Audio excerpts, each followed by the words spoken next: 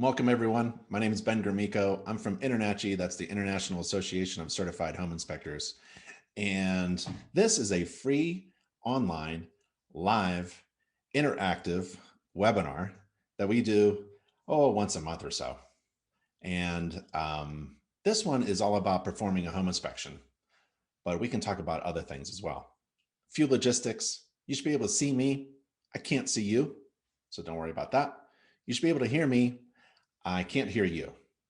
And so how this works is we had a couple hundred, almost 300 people registered for the webinar. So we're not going to turn our cameras on. What we're going to do is use the question and answer feature to ask your questions. You can use the chat feature as well, but the Q&A feature is much better for me and for you probably, because if someone asks a good question, you could give it a thumbs up and it gets bumped up to the top of the list. And I will try to answer all of your questions. That's the whole point of this. We're all on the contact page at InterNACHI. There's more than 24 people who work for you, full-time InterNACHI staff at nachi.org/contact.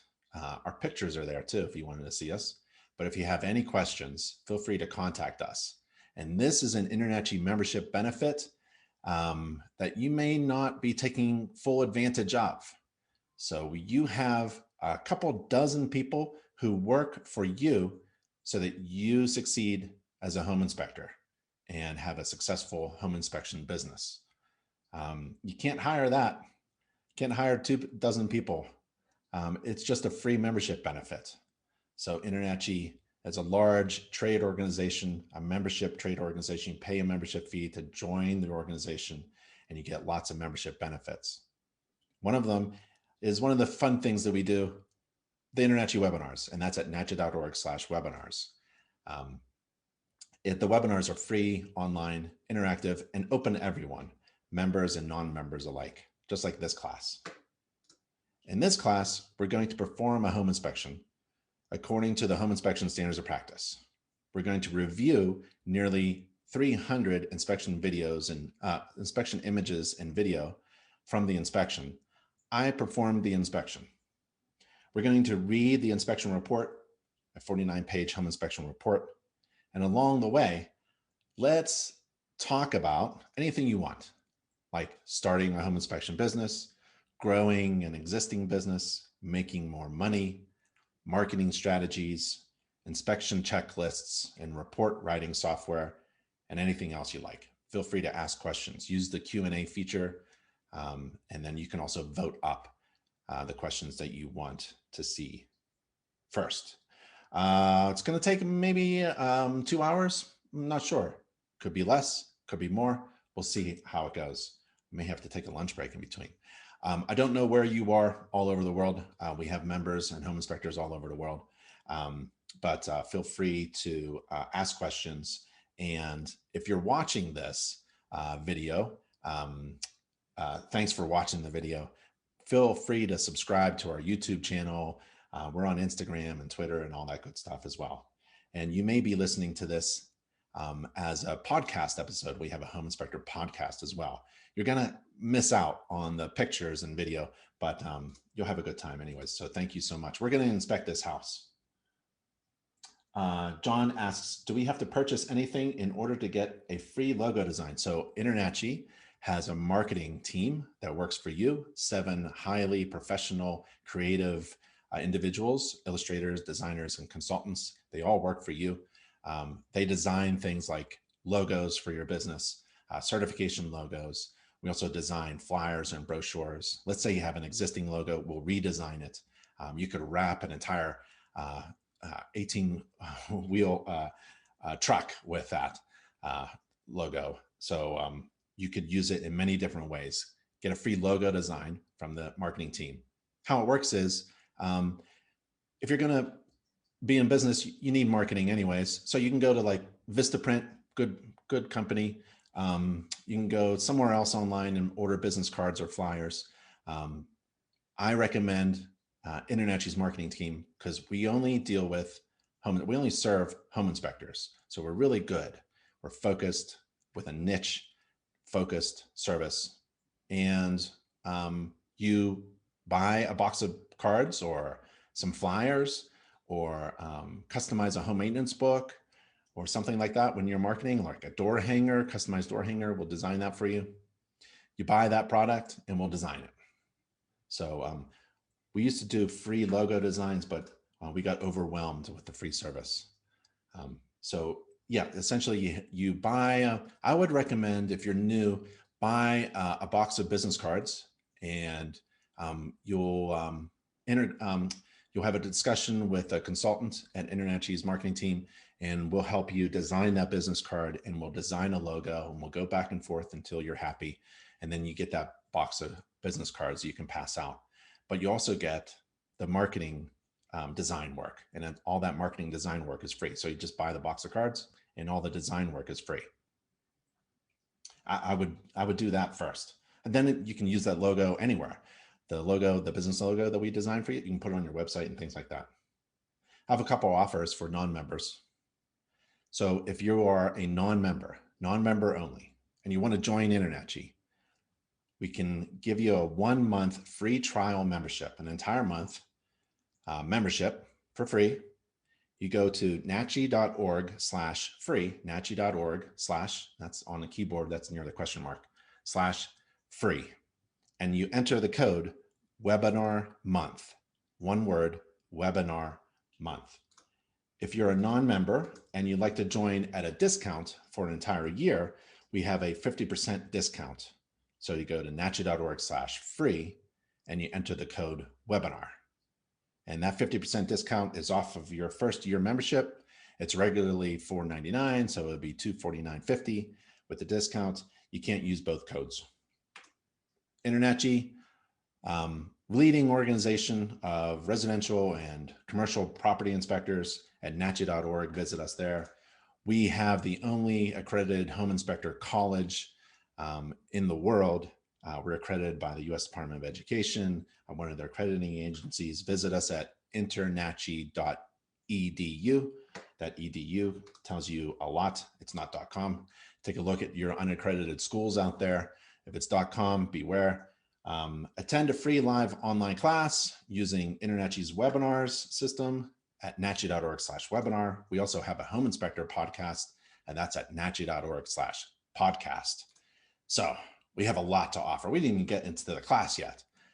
Everything you need, we kind of put it on a page to get you started. If you don't know anything about InterNACHI, I'd visit nachi.org/everything, nachi.org/everything. Okay, let's get back to business and inspect this house. And if you're attending this webinar live and you're an InterNACHI member, you get CE credit, so you can upload that into your account. I see some questions already, but let's start a little bit with the home inspections and then we'll go back, okay? And remember, you can upvote questions that you like. When I begin a home inspection, well, I think about process. And what you want to do is you want to standardize your process.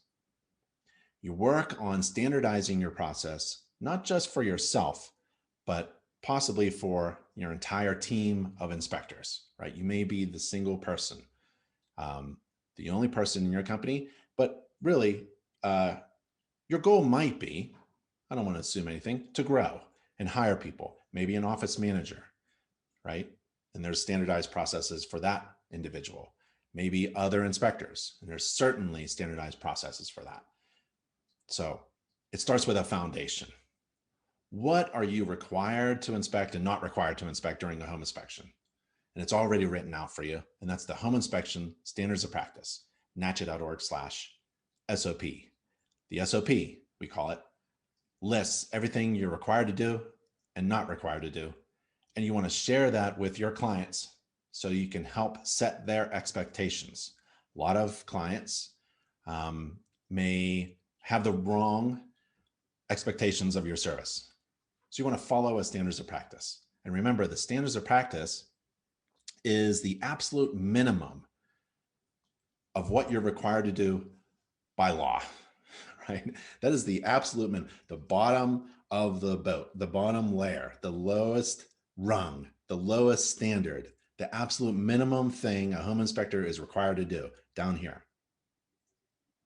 So what I realized was over the years, my clients simply demanded me to do more. So you may see during this home inspection how I exceed the standards of practice, and that's okay. You're allowed to exceed the standards of practice because remember, it's down here. It's a minimum. It's a minimum standards of practice. And when I show up to a home inspection, I like to show up early. Where I'm from, if you show up on time, you're late. So it was a good practice to start my home inspection early. And basically, I did 2 inspections a day, 5 to 6 days a week. And then I got smart and I realized that I'm not the only person who could do a great inspection for my company. And we started to grow because we standardized the inspection process. I started on the outside, not just the exterior, but the roof. And I inspect the roof first. And then I move to the exterior. And then about that time, my client shows up. So that's about a half hour early. If I can get 2 jobs in, one starting at 8 a.m., another one starting at noon, I'll be home before 5. I'll start my day at about 7, do 2 inspections, bring home about $1,000 gross revenue. We can talk about that as well. And my first one is 8 o'clock, goes to about 3 for about 3 hours. I get a little lunch break. I drive and eat lunch at the same time. I hit my 12 o'clock and then I come home before. That's a pretty good day for each inspector at my company. Well, again, I start with the SOP. First thing I start with is the roof. Now, let's click the SOP. Have you been there? You should share the SOP with your clients. So this is the home inspection standards of practice. I'll zoom it in a little bit. And you scroll down and there are the sections. There's roof, exterior, basement, foundation, crawl space structure, heating, cooling, plumbing, electrical, fireplace, attic insulation, ventilation, doors, windows, and interior. If you go to roof, it says the inspector shall inspect from ground level or the eaves. Ground level or the eaves. You're not required to walk upon any roof surface, right? And here's the roof that I'm inspecting. This is actually the back side of the roof. And it looks like it's nice and shiny, like the sun is beating off of it. Well, it's actually covered with snow. So during this inspection of a townhouse, you can see in this picture, the front is hit by the sun. You can see their asphalt shingles, kind of brown in color, but the backside is actually covered with snow. There's a nice layer of snow there. So the standards of practice, you're not required to walk upon any roof, but I try to. But if I can't, I'm not going to. It's incredibly safe. A fall from a ladder could be fatal. Do not do it. You're not required to have a ladder. The word ladder is not a required piece of equipment in the standards of practice. So you're not required to go up there. Don't. It's very dangerous. You could break a leg from the second rung of a ladder. I built houses and installed roofs before I became a home inspector. So I was a home builder. So I was kind of familiar and trained in using ladders, tall ladders. I would bring very tall ladders, 28-foot fiberglass, 32-foot fiberglass, 12-foot aluminum, 40-foot aluminum, step ladders, and crawl space gear in between. That was part of my brand. I tried to get up to the roof. Didn't really like inspecting the roof from the ground. I like to get up there as best I can. I didn't have to get on it, but I usually did. And I'm not required to. So again, the standards of practice is the minimum, and I tended to exceed the minimum for all of my clients in a consistent way. Every client could expect me to bring a ladder and try to get to the roof, at least to the gutter edge. So this is an inspection restriction, and I put it as an inspection restriction and limitation in my inspection report. And I tell my client orally, verbally, that I can't inspect the roof, actually. And I could come back the next day or some other time if they would like. And you can decide in your business plan whether you charge for that reinspection or not due to an inspection restriction. As you can see, there's snow on the ground there. So I'm behind the townhouse now. There's a bit of a hill behind there. And I'm looking at the ground and the roof with my camera, and I'm zooming in. I really can't say too much. But I do grab my ladder from my truck, from the driveway in the front, and I bring it on back, and I set it up against the house here. And I pay attention to my feet, the feet of the ladder, the 1:4 ratio. For every 4 feet vertical, you want to move that ladder away from the house 1 foot. So it's leaning up against the house. And we have a safe practices for the home inspector course. It's free and online, safe practices for the home inspector course. And it's open to everyone, members and non-members alike.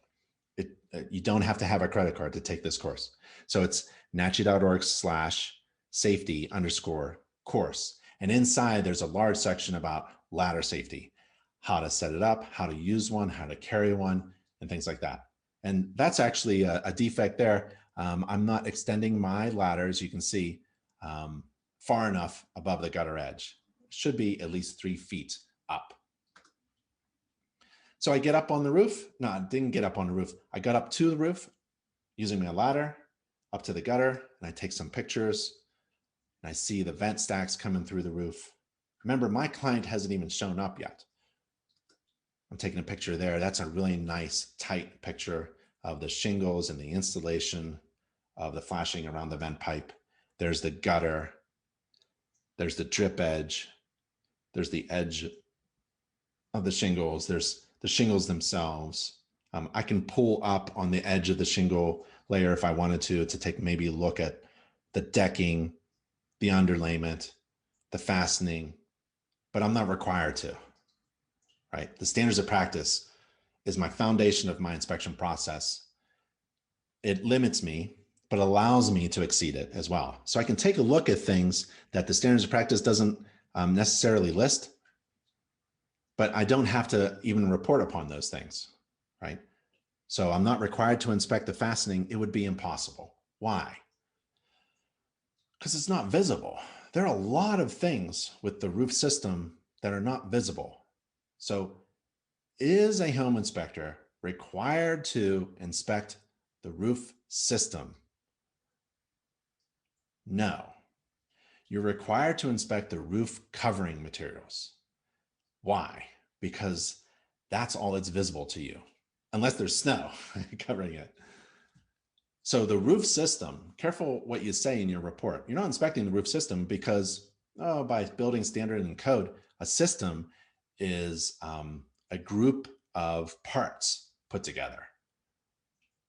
So that could include, if you're saying I'm inspecting the roof system, well, then you must be inspecting the underlayment, the decking, the underlayment, and the fastening, and the flashing, and all of that stuff. A lot of it, most of it, is not even visible. So make sure you're inspecting the roof covering or the roof covering material only and reporting upon your observations. So there's the gutter there. To exceed or not to exceed, it can get a little confusing. So we wrote an article. Our legal department wrote an article about exceeding the standards of practice. And it's at that URL. Sorry for those who are just listening. There's the gutter there. I can't reach. I don't want to reach. It's too high for me to get up on the roof from the front. But I can take a look with my eyes, binoculars if you have them, a zoom feature on your mobile device or your camera if you have that. Oh, I can see some fogged windows. Let's see if I can do this. I'll bring this in. Yeah.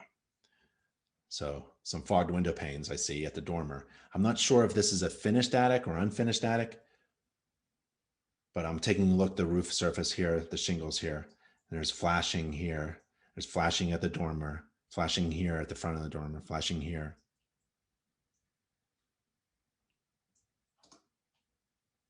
Here's the gutter and downspout for the front. And there's a little porch roof here in the front. Taking a look at that as well. I don't see any missing shingles. So that's pretty good on the front part. But there is a severe inspection restriction. And sometimes I'll do a video as well, just to record the inspection restrictions with a video. Now, if you don't know how to inspect a roof, it's okay. If you need maybe a refresher or some CE, we have a large amount of education that's available to members online. Some of the courses, a handful, are for non-members. But one of the benefits of being an InterNACHI member is you have free online, unlimited access to the free online courses at nachi.org/education. So if you wanted to learn how to inspect a roof, you go to our education page, nachi.org/education, and you enter roof. Let me just show you how to do that. So we go to nachi.org/education. There's a search for courses over here, and you type in roof. And on the right side, you can see many courses pop up. There's the general roof. There's advanced residential roof inspection course. If you're in South Africa, we have a course. We have a course on inspecting slate roofs and metal roofs and tile roofs, and the general roof course, and it just goes on and on and on. So go to our education page and type in any topic that you want to learn about. According to the Home Inspection Standards of Practice, the inspector shall inspect from ground level or the eaves, not required to walk upon any roof surface, the roof covering materials. It doesn't say roof system, roof covering materials. The gutters, the downspouts, the vents, flashing, skylights, chimneys, other roof penetrations, and the general structure. So the roof covering materials, inspection is restricted, right? I can't see what's going on. There could be defects there. Major defects. Could be all messed up. There could be cracking. There could even be missing pieces. I really don't see any missing pieces here, but it's just an inspection restriction. I have to inform my client of this inspection restriction with pictures, video, and words. Something like this. The visual inspection of the roof covering material was restricted by the snow. I was unable to see the roof covering. I recommend an inspection at a later date when the roof is accessible and the roof covering is observable. I really don't mention a real estate transaction, not in this sentence. Maybe some other sentence. You could feel free to add, this recommendation must be completed or fulfilled or followed before you move into the house or before closing or something like that, or within 30 days. You can feel free to add that. This is just an example narrative of me explaining to my client, I really can't see anything. And if there is a defect here, let's say there's a hole in the roof and it's covered by snow. Am I responsible for it? When my client moves in, do I have to pay for that hole in the roof? So no, the answer is you're not responsible for every defect in a home that you're inspecting. You're really only responsible for one particular type of defect. It's called a material defect. That's a serious one. It's defined in the standards of practice. It's something that will hurt someone, have an unreasonable risk, poses an unreasonable risk to someone, or has an adverse impact on the value of the property. Let's say the entire house is filled with mold. It's just obvious. It's just filled, right? If there's a hole in the roof right here and I can't see it, I can't report upon it, therefore I'm not responsible for it. You're only responsible for reporting the material defects defined in the standards practice, the material defects that you both observe and deem to be material. So if there's a hole in the roof right there, can't see it. If I don't see it, I can't possibly report upon it. It may exist, but I'm not responsible for every defect that exists. Only those that I observe and deem to be material. Now you'll find that your clients will want to know, is there anything wrong with the house? And they may even point out some cosmetic defects on the floor, like some torn carpeting or burn mark or some scuffing of the drywall or something like that. You can put that in the report. Remember, the standards of practice is a minimum. You can exceed that in order to take care of your clients. So according to Home Inspection Standards of Practice, a home inspection report shall identify in written format defects within specific systems and components defined by the standards that are both observed and deemed to be material by the inspector. They may include additional comments and recommendations, and the material defect is defined in the standards of practice. So are there other types of defects that I could observe? Sure. It's up to you whether you want to define them or not. The glossary of definitions of terms that InterNACHI provides may be helpful, and you visit there, nachi.org/glossary, and you enter the word defect. I'll do it right now. And we're going to search the glossary, and there's material defect that we just went over. There's major defect. You don't have to use these terms, remember. There's minor defect and there's cosmetic defect. So in the glossary, there are 4 different types of defects, but you may not want to describe everything, every observation as a defect or not, right? You may want to describe it in a narrative that kind of explains your observation. What about code violations? Well, a home inspection is not a code inspection. A home inspector is not a code inspector. So you may want to make that very clear in your report, in your agreement with your client, that this is not a code inspection. They're very different. Oh, if you pick up the code book is inches thick, and everything in the code book is your responsibility when you're a code inspector. That's not what we're doing. Remember the process, the foundation upon which you build a successful home inspection business is the standards of practice. So let's see, where are we? We did that, there. So according to the standards of practice, the inspector shall inspect from ground level or eaves the gutters. And we did that. You can take a look at these pictures here of the gutters in the back, at least. And what do you think that is? The red arrow is pointing to.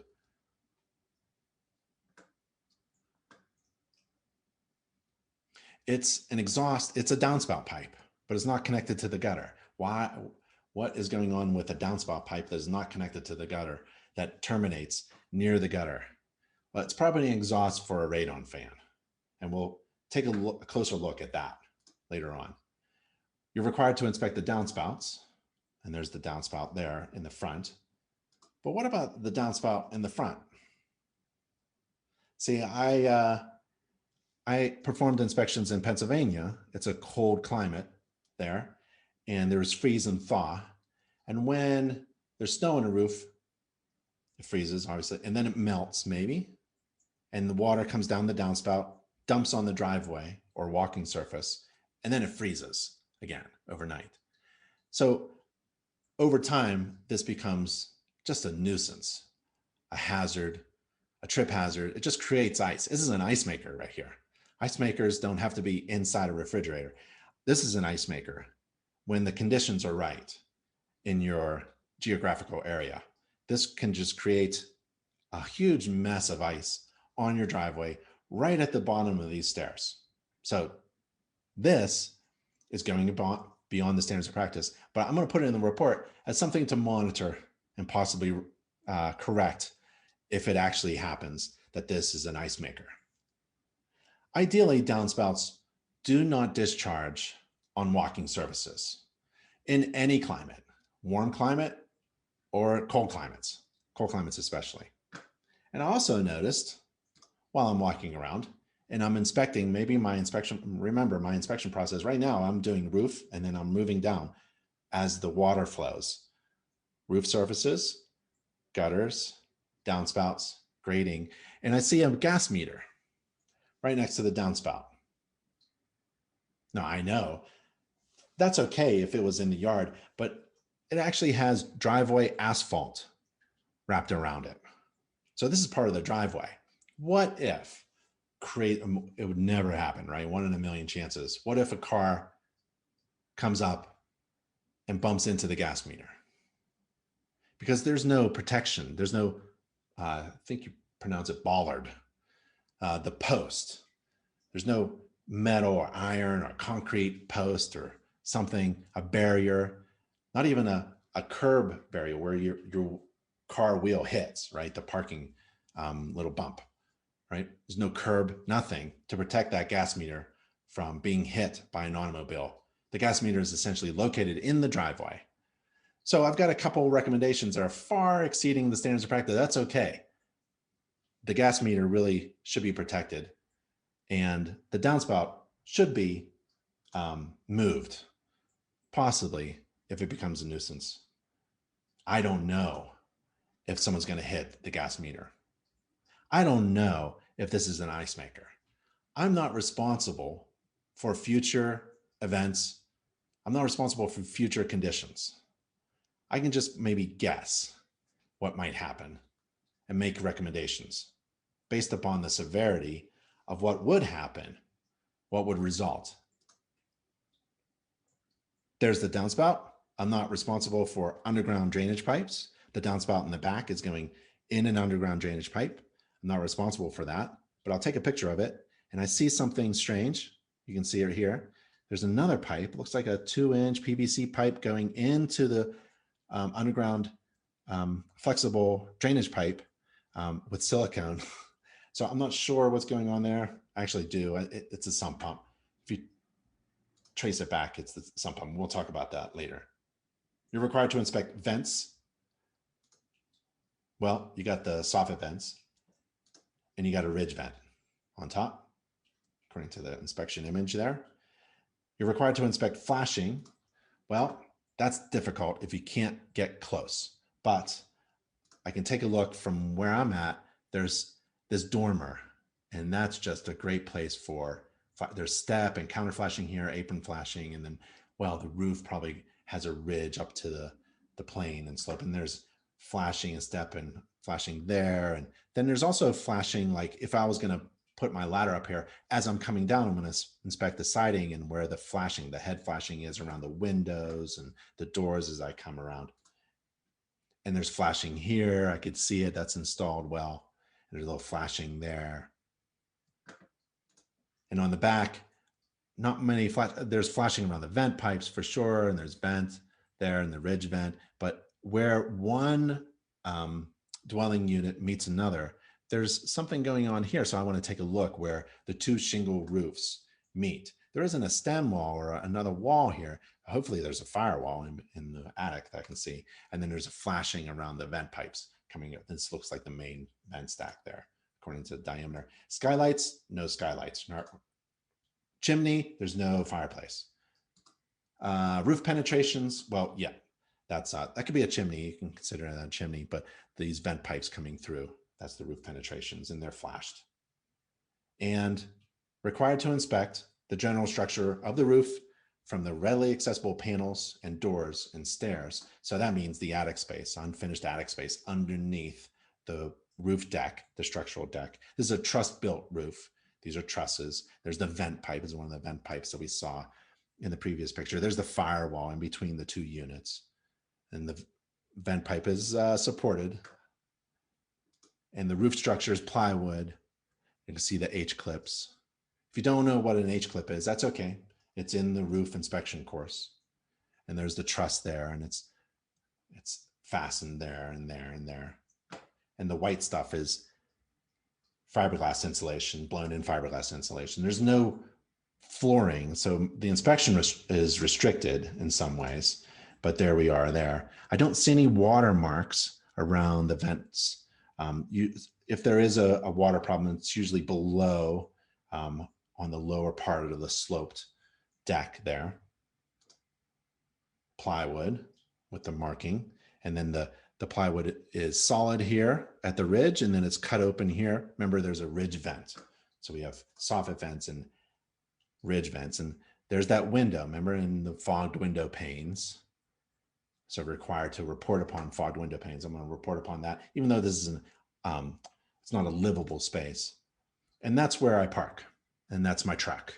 So you can see the ladders and my truck there, my van, great inspection vehicle. Loved having a van as my inspection vehicle. It's plenty of room for my tools and a big ladder rack. And that was kind of like, our inspectors used vans and big ladders like that. And that was part of our brand. So when we pulled up, we're big, fully equipped, a lot of ladders, big trucks. And I never parked in the driveway next to the house. I allowed my clients to park there, or the agents to park there. I kind of parked away, and that's okay. So there's the roof structure from underneath as required by the standards of practice. According to the home inspection standards of practice, the inspector shall describe the type of roof covering materials. Remember, we're not inspecting or reporting upon anything that we can't see, right? So the roof covering is not the system, not the underlayment, not the fastening, not the decking.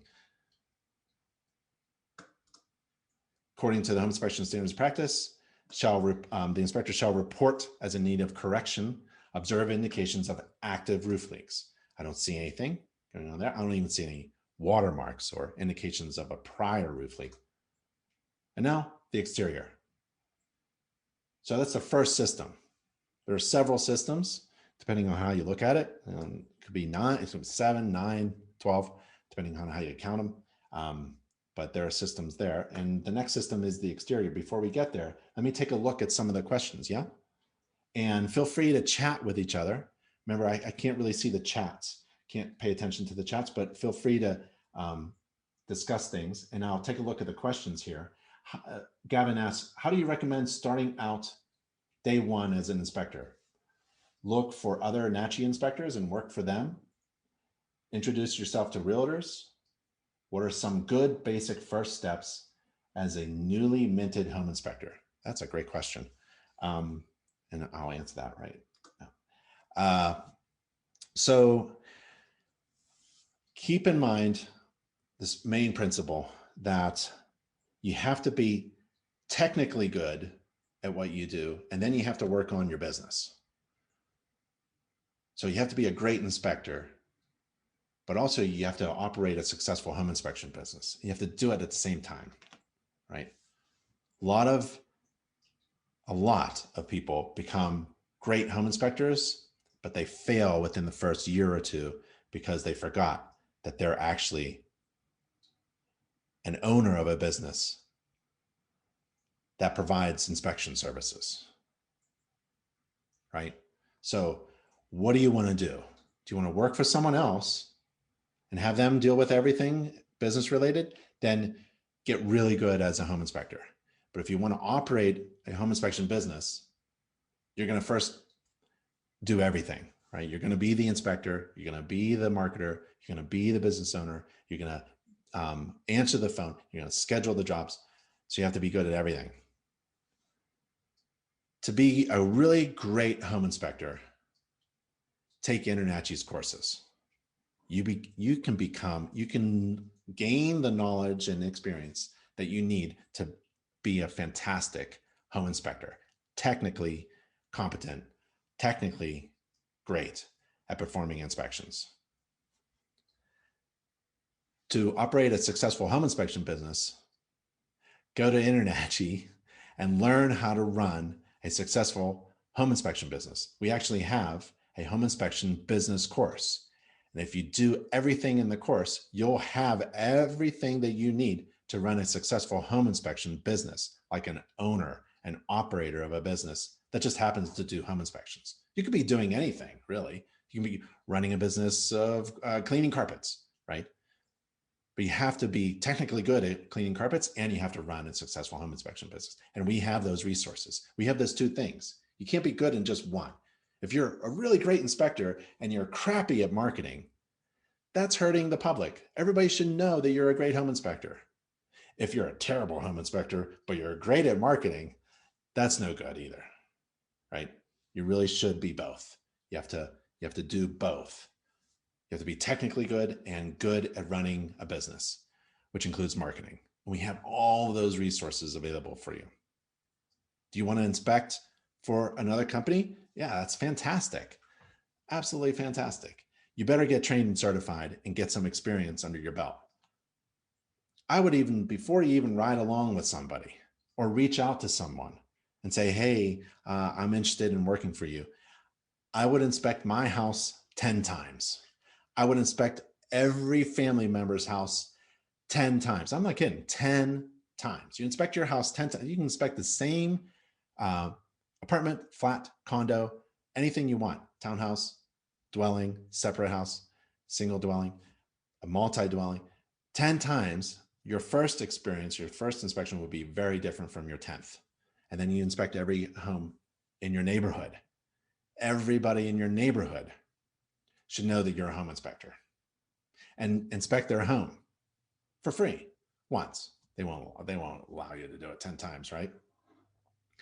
And then um, you'll have this experience. You'll know where you're weak. If you're weak in HVAC, then you take InterNACHI's courses on HVAC. If you're performing inspections, you're like, oh, I don't know how to do the exterior. I don't get this stucco stuff. We have stucco courses so you can become technically competent. Don't call another home inspector and say, can I ride along and tag along without knowing anything, right? You have a fantastic opportunity to gain the knowledge that you need to do an inspection and then go do them. Do inspections. You're living in a house. Hopefully you're not homeless, right? You're living in a house. Inspect that house 10 times. How many times have you inspected the kitchen? Inspect the kitchen 10 times. Get so good at inspecting the kitchen according to a process that is standardized. See, when you inspect a bedroom, for example, you inspect it in the same way. When I inspect a bedroom, I inspect it in the same way. I go counterclockwise. When I inspect a house on the exterior, I go counterclockwise. We're about to go to the exterior. I'm going right to left if I can swing around it. In this townhouse, I can't really go around the house, but I'd go around this way, counterclockwise in every room. In every room. Why? Because it's a standardized process that all my inspectors did, that I did, and we follow it. And then if you standardize your inspection process, anybody could do it if you're technically competent and experienced. And then defects just pop out at you because you're doing the same routine, opening the same windows, opening the same doors, opening the receptacles, taking a look at the HVAC system in a pattern. And I'll show you a pattern with the HVAC system. You want to inspect in a certain way, every home in the same way, in the same process. Do the roof, then the exterior, then HVAC, then electrical, then the structure, then same way. So your routine is down pat. And then you do those inspections. You do 30 inspections on your own. You're basically an experienced inspector. You can work for someone else, or you can start answering the phone and scheduling jobs and working on your marketing. How do you work on your marketing? How do you reach out to real estate agents? It's in our marketing class. It's in our home inspection business course. And it's also in our marketing videos on nachi.org/webinar. Go to nachi.org/webinar, nachi.org/webinar, and search for marketing and watch all those videos on how to market yourself. Well, I hope I answered your question. Did I answer the question? First steps, good basic first steps. Yeah, that's what I would do. Real estate agents love free home inspections. You can do a free home inspection. You can reach out to someone.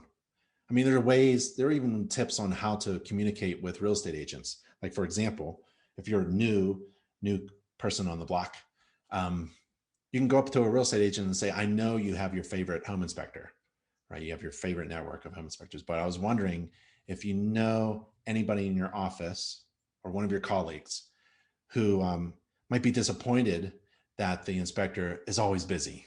See, I'm new, relatively new, and I have I have some open spaces in my calendar, and I can help serve them. If you know anybody, I know you are busy with your inspectors, but wonder if you have a friend who is disappointed that their home inspector doesn't use infrared during inspection. See, I am infrared certified. I use my infrared camera. I was wondering if you know anybody in your office that uses an inspector that doesn't have the buyback program. So I cover all of my house inspections with the guarantee from InterNACHI, the buyback guarantee. So there's many ways you can approach real estate agents, and there's many ways you can market your home inspection business. And there's a ton of resources that InterNACHI provides for everything that you need. And starting out new is so much fun. But really, I would have my own school of hard knocks in my neighborhood, and I wouldn't charge for it. I would just do home inspections for my neighbors, and I actually have in my neighborhood. Just moved into a new neighborhood last year. I inspected homes. Right? They weren't around, so separated, social distance, and I started inspecting homes around. Everybody knows, everybody in my neighborhood should know that you're the home inspector. And that when there's a weather event, you've got the moisture meter, you've got the infrared camera. And when there's a roof thing going on, yep, you can help them with that as well. You got the ladder, maybe, got the drone, got the moisture meter. You can trace for moisture intrusion problems and down in the basement or a crawl space or something like that. You should be known.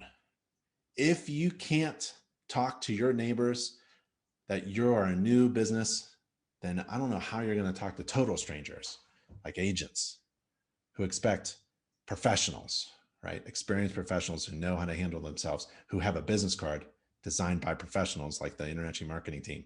Because a real estate agent, they can see a crappy business card from 10 feet away. So where do you begin? I would take the home inspection business course. Develop a plan and a strategy while gaining all the knowledge that you need to become a great home inspector from InterNACHI, free and online education courses from the Only Home Inspector College, and then start to work on your business and marketing. How about websites? We got those courses. I teach. It's so easy to do your own website. And I show you how to do a website within a couple hours at no cost, free. So you go through my home, build a home inspection business website class, a video class, step by step. You pause and you do the work and you play them a little bit more and you pause and do. We have everything you need. We really have everything you need. Just don't forget that you are essentially an owner of a business who just happens to do home inspections. Don't focus only on performing great inspections. You won't survive. I've seen people damage gutters with the ladders to get on the roof. What do you suggest to avoid damaging the gutters? I'm 240 pounds. Watch your weight. I'm serious. Like it's a serious thing when you're big, 6'3", 240 pounds. Things just crush underneath you. And I've been there. I've stepped on roof decks actually and like had to stop, right? Because it was just crushing underneath my feet. Careful. If you're a big fella like me, careful. You can easily crush a crappy gutter. If it crushes, I don't hide it. If I damage something during a home inspection, I'm not hiding it. I'll take a picture of it and I'll explain what's going on. And maybe that gutter wasn't supposed to crush. I mean, they're not really supposed to crush. So when I put a gutter up, I try to get at the nail or the stake or the fastener. Sometimes you can't tell because it's tucked inside. But if it's on the outside, you look for that round, like dime size nail head, that fastener, that stake. I try to put it right there, right? Or near the gutter edge, that's a little dangerous, or go for the rake on the other side, the gable side, right? And mount up there.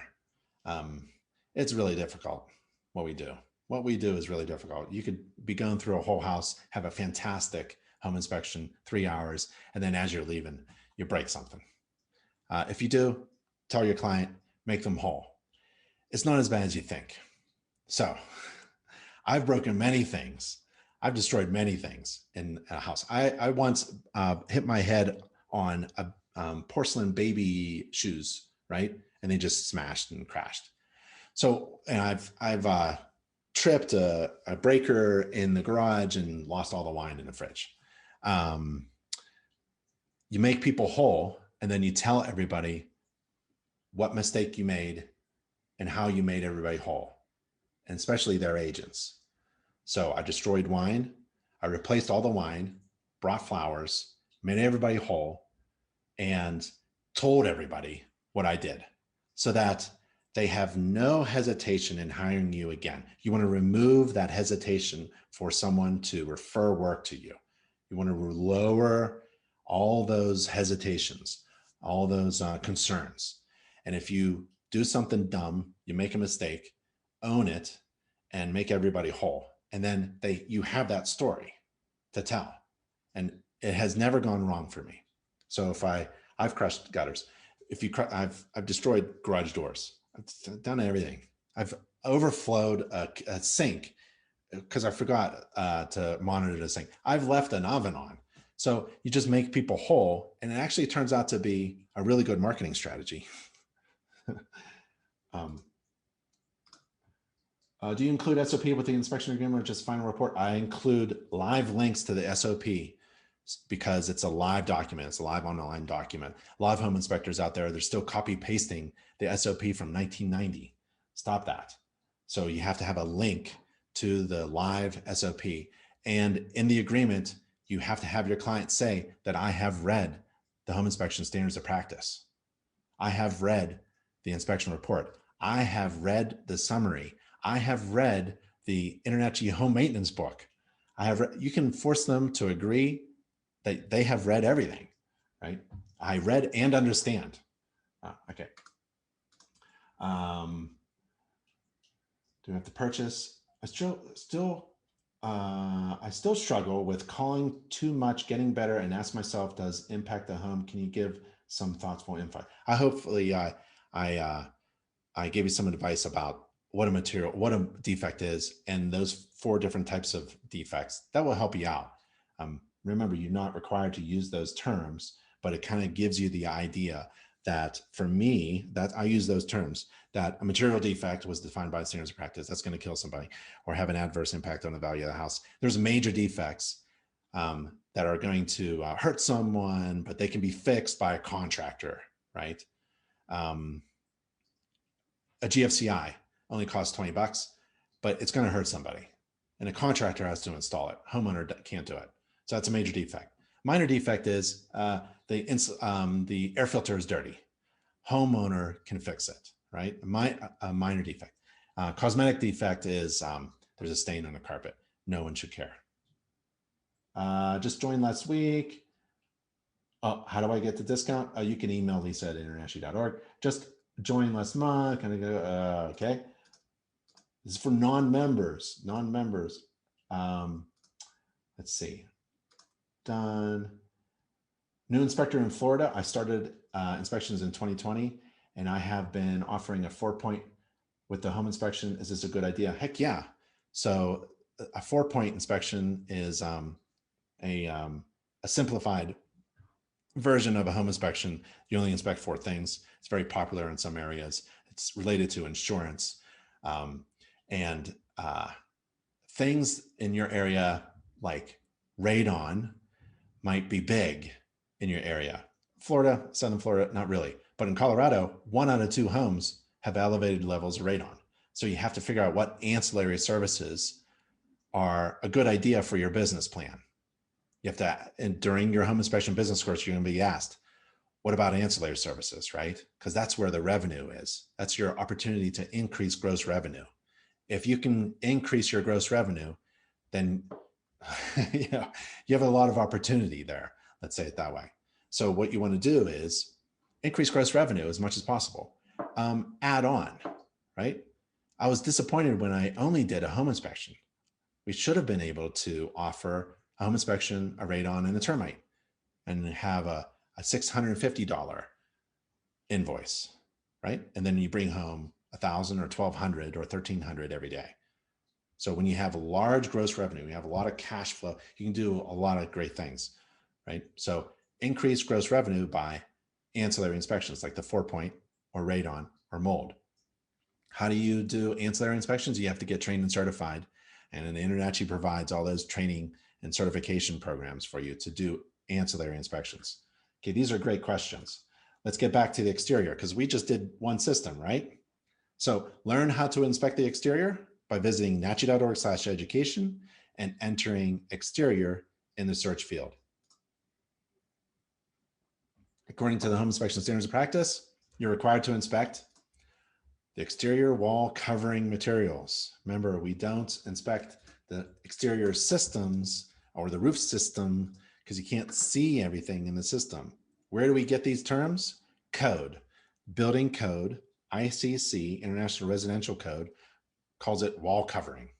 We call it wall covering materials. Well, they also talk about different types of materials and material standards and methods of applying those coverings.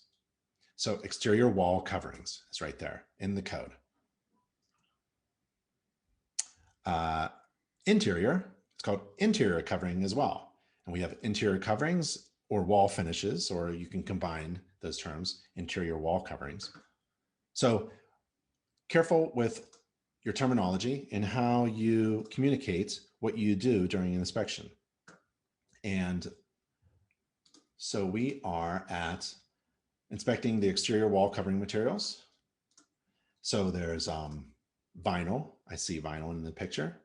There's vinyl and some aluminum, maybe vinyl windows, some other vinyl and plastic. There's wood, that's a 2x8 maybe, painted. There's some vinyl trim and weather stripping. There's vinyl siding, little J channel. There's an aluminum door, garage door. There's some masonry in the front, some stones at the stairway and the walk. Vinyl siding, some wood there or some other kind of material there that could be painted up. There's vinyl that meets a different type of building material that's vinyl touching concrete at the rear patio there. Wherever a piece of siding meets something else, I like to get my nose in there and see where there should be some sealant or some flashing. We don't want water intrusion. Any kind of opening in there could be for vermin as well. And there's a light fixture and that's capped with vinyl, and where the overhang or the eaves is, that's the same thing. So I'm looking at anything where anything else meets anything, especially at corners, because some problems usually occur around there. So I'm looking at all these things. Eaves, soffit and fascia, we just saw that. You're required to inspect the eaves and soffit and fascia. There's that radon exhaust pipe by my ladder. That's the soffit vents. Representative number of windows. You're not required to inspect all the windows, especially those windows that you can't even get to, like the second floor windows here. And I open and close a representative number. Representative number is defined by the inspector. For me, it was one window per room. So in a bedroom, I would go to one window at least. I look at all of the windows, but I would operate one and take a picture of that. It's all exterior doors. So there's an exterior door there. There's a doorbell. There's a storm door, a glass storm door. And there's the exterior door, the main door, the front door, the egress door, whatever you want to call it there. And there's the front step. And I'm always interested in this step. This looks a little high to me. There actually is a standard by which you can measure this step. It can't be too high. There's a maximum. There's a minimum as well. So a threshold at a required egress door, and that's what this is. Here we have an egress door, and below the main door, the door itself, there's a threshold. Kind of looks like that on the side. It shouldn't be higher than 1.5 inches above the interior floor. So if this was the interior floor surface at the front door, 1.5 inches to the top of the threshold. And maybe this is a compressed piece of threshold here, the stripping, the weather stripping, or maybe it's hard. Usually it's like an adjustable piece there, and there's weather stripping at the bottom, maybe some metal or something like that. This configuration changes. But the threshold shouldn't be more than 1.5 inches. If it's higher, then people trip over it when they walk in or out of the front door. It's interesting because this first step, going outside, right, outside the door, there's a maximum. It can't be too high. It can't be like 10 inches high, that first step right out of the door. And there's a limit to it. And that limit starts with the top of the threshold. It's measured actually from the top of the threshold. So the exterior landing at an exterior egress door, the front door, can be at most 7 3/4 inches tall, but measured from the top of the threshold, not the step itself, 7 3/4 tall, but top of the threshold, which is that 1.5 inches maximum. So this first step is going to be shorter than you might expect. It could be about 6 inches, 6 1/4 inches tall. Why do I go over that? Well, if someone's it's not a code inspection, but I do better inspections when I know what I'm looking at. If what I'm looking at, which is building components and systems, all of them, all those building components and systems are built upon a standard. And if there's a violation of that standard and I can pick it out during a home inspection, I'm going to make it a defect in my report. I'm not going to quote code. I'm not going to use this illustration. This is just for me. to know what to do and look for during an inspection. So what I'm saying is, if you know a little bit about building homes, that will help you become a better home inspector. If you know how to fix stuff around the house, if you know what a threshold is, that's helpful, right? If you know what the step standard is, what is too high of a step, what is too small of a step or landing, that helps you become a better inspector. I'm not saying you should know code and be a code inspector, although we have that program.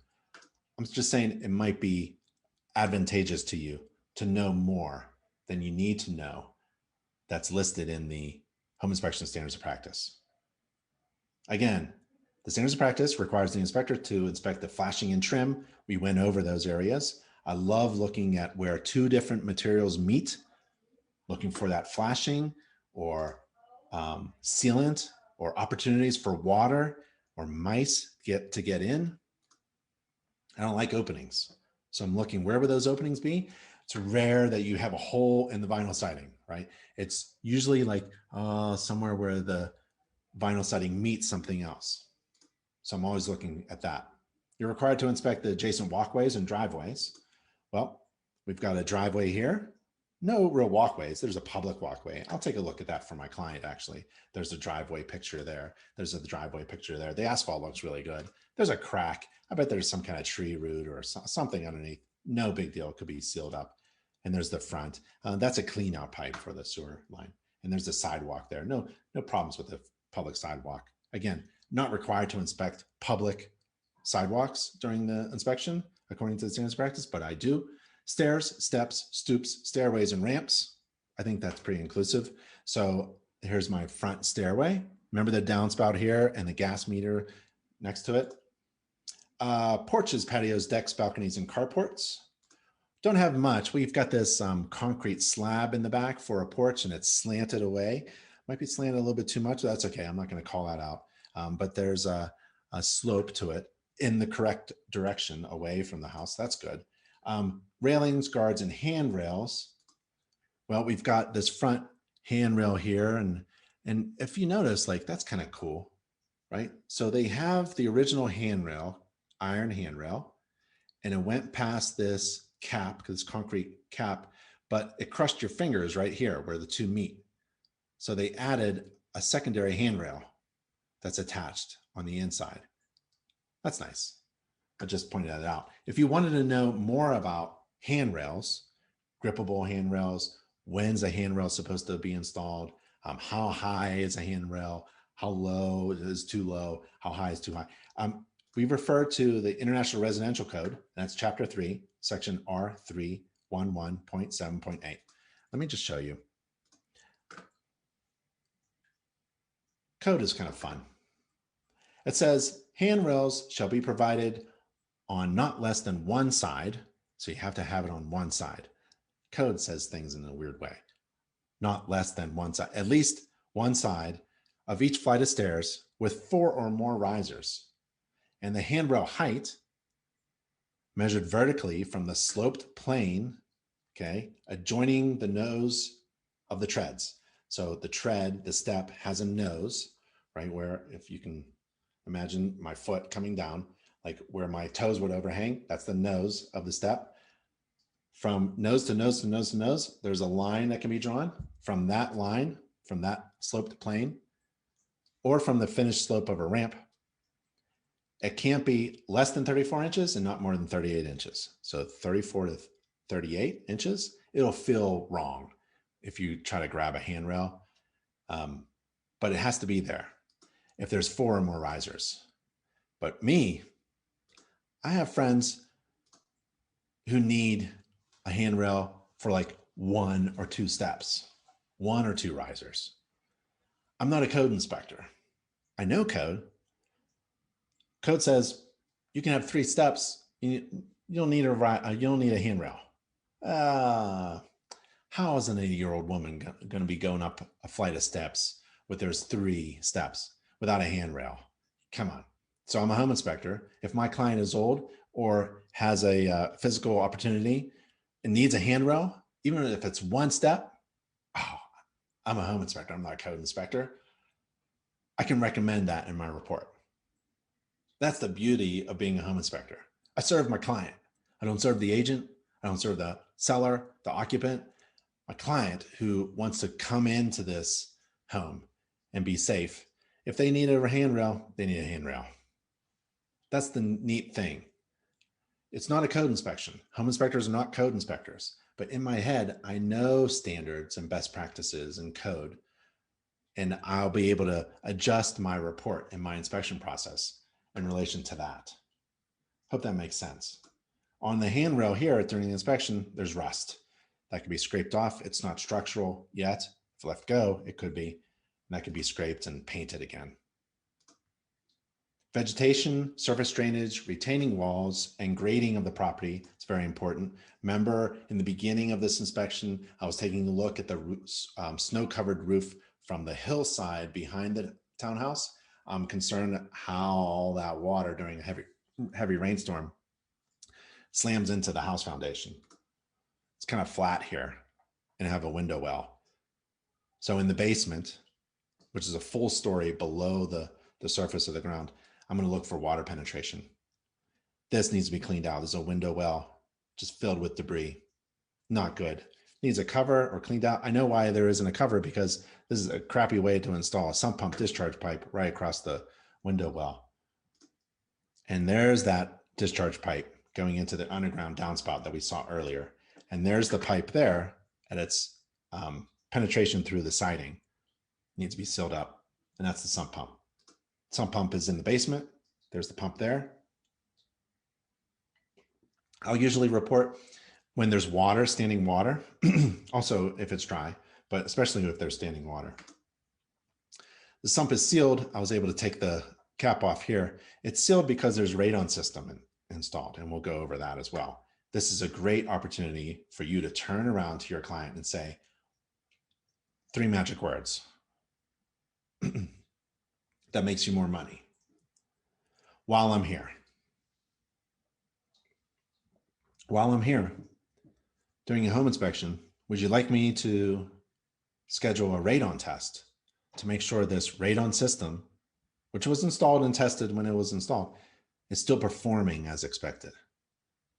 Boom, $150. So there's the radon system there. There's the grading. So I'm glad that this sump pump doesn't have any water in it, because there's the grading there, and there's a swale that's going behind the townhouses to get water, ground surface water, away from the properties, away from the foundation. That's good. And the grading in the front is okay, just flat. So again, home inspectors are not code inspectors. Everything home inspectors look at are related to code, building standards, best practices, building science, safety features. So knowing more about those topics will help a home inspector do better inspections. For example, when you're at the front door, you're checking the landing at the front door. It should have at least 36 inches in the direction of travel. And the exterior landing shouldn't be more than 7 3/4 inches below the top of the threshold. Remember, we checked that. And the stair riser height shouldn't be more than 7 3/4 inches. And the biggest riser height shouldn't exceed the smallest by more than 3/8 of an inch. And the tread depth, the step of the tread where you put your foot, should be at least 10 inches. It could be bigger, but should be no smaller than 10 inches. And the slope of the walking surfaces of the steps, the landing, the walkways, even the steps that we saw, the landing, we saw the steps, concrete steps with the railing, the double railing. It must provide drainage. The step itself should be sloped. And the use of such a slope is called a wash. It's on the stairs, and it's a common technique used to allow the nosing, remember the front edge of the step, to be lower than the rest of the tread surface. So it kind of, if it rains on the exterior steps, it should be sloped just gently, the wash, so that it can drain away. And a handrail should be on at least one side of a flight of steps of 4 or more risers, 4 or more steps. And where handrails are required, they should be at least 34 inches, but no greater than 38 inches measured in that diagonal way. And a guard is required if an elevation is greater than 30 inches in height at any point within 36 inches of the edge of that walking surface. And remember, guards and handrails aren't the same things. A guard is a guard, and a handrail is that which you grasp. Now, the top of the guard could be serving as a handrail, but a guard is different from a handrail. And you can't allow a 4-inch sphere to pass through a guard. So why do I mention all that stuff, all that code stuff, just on stairs and steps and handrails and all that stuff? Because it's a large part of what you do. You inspect steps, handrails, safety features, things like that. And it's based upon InterNACHI's training. And InterNACHI's training is based upon code. InterNACHI is a preferred education provider approved by the International Code Council. The ICC is the group that writes all of the building codes, all of them. And InterNACHI's curriculum is based upon the International Residential Code. And our curriculum is based upon the most recent code. Our curriculum is reviewed every other year and is revised and updated according to the code changes, which happens every 3 years. So when you take an InterNACHI course, you know the most recent standards by which you can serve your clients, with which you can serve your clients. So if you want to learn code in order to be a better home inspector, we have a free online property maintenance and housing code inspector course. Just go to nachi.org and search for code in the upper right-hand corner. According to the Home Inspection Standards of Practice, the inspector shall describe the type of exterior wall covering materials. That's very easy. That was vinyl. And you have to report as in need of correction any improper spacing between intermediate balusters, spindles, or rails at the guard. Yep, no problems there. Now, there are other things before we leave the exterior system. There are other things, other systems, other components, other observations that you can make in relation to defects. Like there's wood rot on the front porch post that I noticed. It's very easy. I don't have to poke my screwdriver through, but I kind of pressed here and I made some more damage in order to make the picture obvious. And then there's GFCIs on the outside. You can incorporate this into your report under electrical or maybe exterior. It's up to you. And all exterior receptacles should be GFCI protected.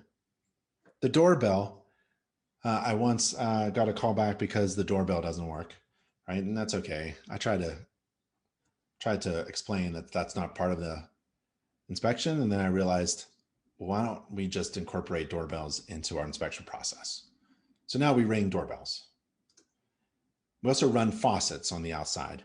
They're called hose bibs, hose spigots, wherever you want to call them, but they should be frost free, especially in cold climates. So that's a hose bib. And ones that are subject to freezing temperatures, including frost-proof hose bibs, should have their stem extended through the building insulation into an open heated or semi-conditioned space. And there should also be an accessible shutoff valve installed on the water supply pipe that leads to that hose bib. And it looks like that. That's an illustration that you can download from InterNACHI's free online gallery of illustrations so that you can make your inspection reports easier to read and understand and spice up your visuals in your report. And fences are not part of a home inspection, but I checked that. Radon mitigation systems are not part of a home inspection, but you can do those 3 words, right? While I'm here, would you like me to inspect this radon system that was installed years ago? It worked and was tested then. I'm sure it's fine now, but you never know. You can the only way you know that your radon system is working properly is there aren't any gauges like that liquid gauge. It only says that there's some kind of pressure in the pipe or a reduction in the pipe. You have to test a radon system in order to know that it's working properly. There's the exhaust there. And this is a sump pump or a pit depressurization system. It's an active one. Active means that there's a fan. We saw that fan on the outside there. And it's a radon mitigation system that has a suction point installed on the sump pit.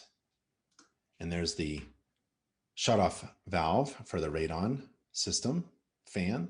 Oh, there's that shutoff valve for the frost proof, but this actually wasn't frost proof. I can see on the stem here that there isn't any frost proof feature. So it isn't a frost proof hose bib. That's not a frost proof hose bib. I'm going to mark that as a defect. And there's the gauge there to show that there's some kind of pressurization going on inside the system. And if you wanted to learn everything about radon and radon mitigation systems, there's actually a radon mitigation system checklist that a home inspector could use in order to check to see if the radon mitigation system is compliant with modern standards, right? So take our advanced radon measurement service provider course and become certified in radon. You can become certified in many other things in order to increase that gross revenue by offering ancillary services. Get certified. So InterNACHI has a home inspector certificate program to become a certified home inspector, but we have more than 60 additional types of inspector certifications provided by the only home inspector college, all online and free for InterNACHI members. Next system, basement foundation crawl space structure. So again, I arrive early, inspect the roof, come down off my ladder, shake hands with my client, big smile. We have a customer service course on how to, first impressions. 10 business cards at least, so that they can pass them out to their friends and things. And I say, well, thank you for hiring me. It's the first time we've met. Yada, yada, here's how it works. I'm going to inspect systems. I'd like you to follow me along. You don't have to. You can go inside and do whatever you want, but you're not going to miss anything. I'll show you where everything is, how everything works, how to maintain it, maybe even how to save energy. And if there's a problem, I'll come to you and I'll show it to you and we'll put it in the report. I'll also give you a summary of my observations at the end of this inspection because I use a mobile device with report software here. Click a button and we'll have the report done right after the inspection. So the agent, usually an agent, wants that summary, wants to start checking things off in order to get to closing, right? Because their goal is different from my goal. A real estate agent's goal is to get to closing, get that right home buyer for that right house to closing. And my goal is different. My goal is to educate my homeowner about the home, how it works, how to maintain it, and how to save energy. Really, I add that as part of our brand, and produce a report and a checklist of things to go do before you move in or negotiate over. Next system is, so I'll come down the ladder, explain how things are going, invite them around the house with me. Many of my clients just want to go in and start measuring carpeting and looking at paint surfaces and things like that. And then I'll do the exterior and then I'll go into the basement. I go into the basement because that's the heart of the house, the HVAC system, the foundation, the electrical, the hot water, the water supply in, the drain coming out. That's the tough stuff. I want to hit that first because I get there early. Think about my schedule. Get there early, do the roof, exterior. I'm about halfway, half an hour in. It's maybe after my scheduled time. So if it starts at 8 o'clock, I'm probably ready to go into the house quarter after 8. I get to the basement, do all the main systems. That's going to take me over an hour. And then the next thing after this system here is the attic. And if I can get there at hour 2, I know I'm going to wrap up just in time. So it's all about minute by minute time management as a home inspector. If you're not managing your time, you're not making any money. Let me say that again. If you're not managing your time, you're not making any money. Let's just make the math easy. let's say you're making $300 during an inspection. It's going to take you 3 hours to do the inspection itself. Forget about drive time. How much money do you make per hour? $100. If you make $300 in 6 hours, right? You just decreased by 50% your gross revenue. That's no good. So you don't want to spend all day there. You want to be able to make money in a reasonable amount of time. Reasonable according to the expectations of your client, right? They don't expect you to be there for 5 minutes, and they don't expect you to be there for 5-10 hours either. So you have to manage your time. In business, general rule of thumb is gross revenue divided by time. Gross revenue divided by time. If you make $300 in 3 hours, you kind of understand your hourly rate, right? That's a pretty good rate. $100 an hour, not bad. If you can increase the numerator, the top part of your fraction, if you can even double it, that's fantastic. Let's say you went from $300 to $600 divided by the same amount of time, or relatively the same amount of time. That's fantastic. What you want to do is have a top heavy fraction. You want to have a lot of gross revenue divided by the same amount of time. How do you do that? Bundling inspection services helps you increase profit. It certainly increases gross revenue. The more services you offer, the more you can charge. Like instead of a $300 home inspection, you add radon for $150, that's $450 divided by how much time? Well, your ancillary services shouldn't increase your time too much. Maybe a radon test is 10 minutes, 15 minutes to set up. Sewer scope, maybe another half an hour or something. 4-point inspection at the same time as a home inspection. It shouldn't increase. You don't want to increase your time. You want to increase your gross revenue. And InterNACHI provides all of those resources so that you can increase your gross revenue and manage your time efficiently. That's the key to success in this business. Next system: basement, foundation, crawl space, structure. Yeah. Ryan asks, I've been inspecting for a year, love the job. However, I'm struggling with being quicker. I use Home Inspector Pro, good software. I have customized it well to the standards of practice. I know HIP is not the only program out there. I truly believe InterNACHI should have had a standardized template for us to start with. We do.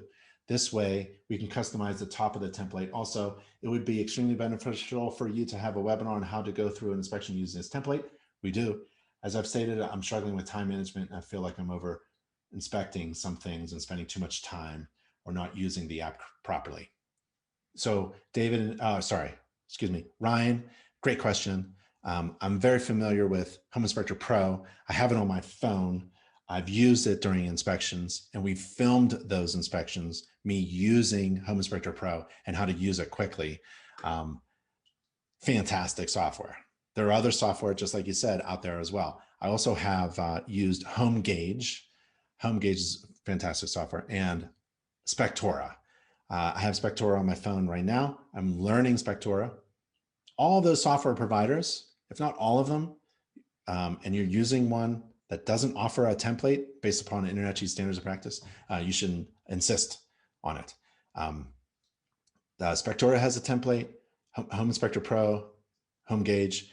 They all have templates based upon the InterNACHI standards of practice. In fact, I think Spectora has my personal template that I developed available. You can ask Home Inspector Pro as well. And we have training videos that I have done. I've done home inspections with that software, all those softwares, and I show you how to use the software itself and do a fast, efficient inspection using the software. And we talk about time management and efficiency in many of our classes. They're all on nachi.org/webinars. So you go to nachi.org/webinars, search for software, and then home inspection, and then you'll see me using mobile devices with software performing inspections, talking about time management. For example, in this class, we talked about performing a roof inspection, right? The roof inspection in this class, in this house, at this townhouse, was about 10 minutes. It's because I couldn't get up on the roof, right? The exterior inspection was another 10 to 15 minutes, a little bit longer, maybe 20. There are a lot of components there. We had a couple defects. Remember the downspout and the gas meter, a couple problems with the sump pump in the back, and there's a radon mitigation system. So a couple other things to look at. And by the time I go into the house to do the basement foundation crawlspace structure, I'm about 15, 20 minutes into my scheduled time with my client. I showed up early, but so it's all about time management. Now, when I'm on the roof, I have my system in my hand as a checklist. I use my software as a step-by-step guide to what I should be doing. So I don't like follow my client.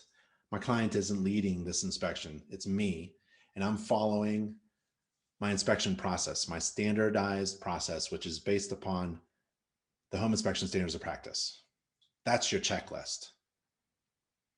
Your checklist starts, your template for your report software starts with the home inspection standards of practice, and every software provider has it. Just ask them for the InterNACHI standards of practice template, and then you build off of that. Now we have checklists that are more detailed than the home inspection standards of practice for each system. So if you wanted to inspect the hot water tank, we actually have a checklist, a step-by-step checklist for inspecting the hot water tank. And you enter that checklist procedure and customize it. You don't have to enter every step, customize it to how you do inspections, and you put it into your software. So when you're holding your software in your hand on your mobile device and you're standing in front of the hot water tank, you know what to inspect and what not to inspect. And you go click, click, click, take a picture, click, click, click, done. Inspecting a hot water tank, let's say it's a gas-fired hot water tank, should take maybe 5 minutes. 5 minutes. It's not an hour. It's very easy. And you don't get confused because you're using your checklist that's in your hand. It helps you manage your time, helps you be efficient, not fast. I think I said fast before. You want to be efficient with your time. You don't want to just run through the house. You want to be efficient with your time, inspect everything according to your schedule. And it helps you reduce errors because what you're supposed to inspect is right here. It's a reminder to inspect that. Oh, did I inspect it for skylights? Oh, there aren't any skylights on this house. Click. So yeah, I would practice then your report. Remember earlier we talked about inspecting your home 10 times. Just don't inspect it with a flashlight. Carry your software with you. Now, InterNACHI has a bunch of free checklists that you can incorporate into your software. We also have a free checklist that you can use to actually perform a home inspection, but I wouldn't give that report. It doesn't look fancy like all the other software providers. So we have our own software, but I wouldn't use InterNACHI software for a client. I would use InterNACHI's software to practice. We require 4 mock pretend inspection reports when you become certified. We require you to perform a home inspection 4 times and write 4 reports and submit them using our software, but I wouldn't use our InterNACHI software. But it's actually a good software to check if you're looking for templates. So we have all those resources. We have our own software that you can use as a resource, as a reference for standards. We have checklists, specific systems that you can incorporate into your software. And we expect software providers to provide a template for you to start off with that you can customize and build from. Great question.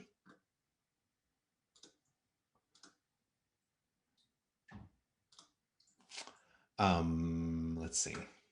Yeah, I know I have some videos of you. You can watch me perform an inspection using Home Inspector Pro and Spectora.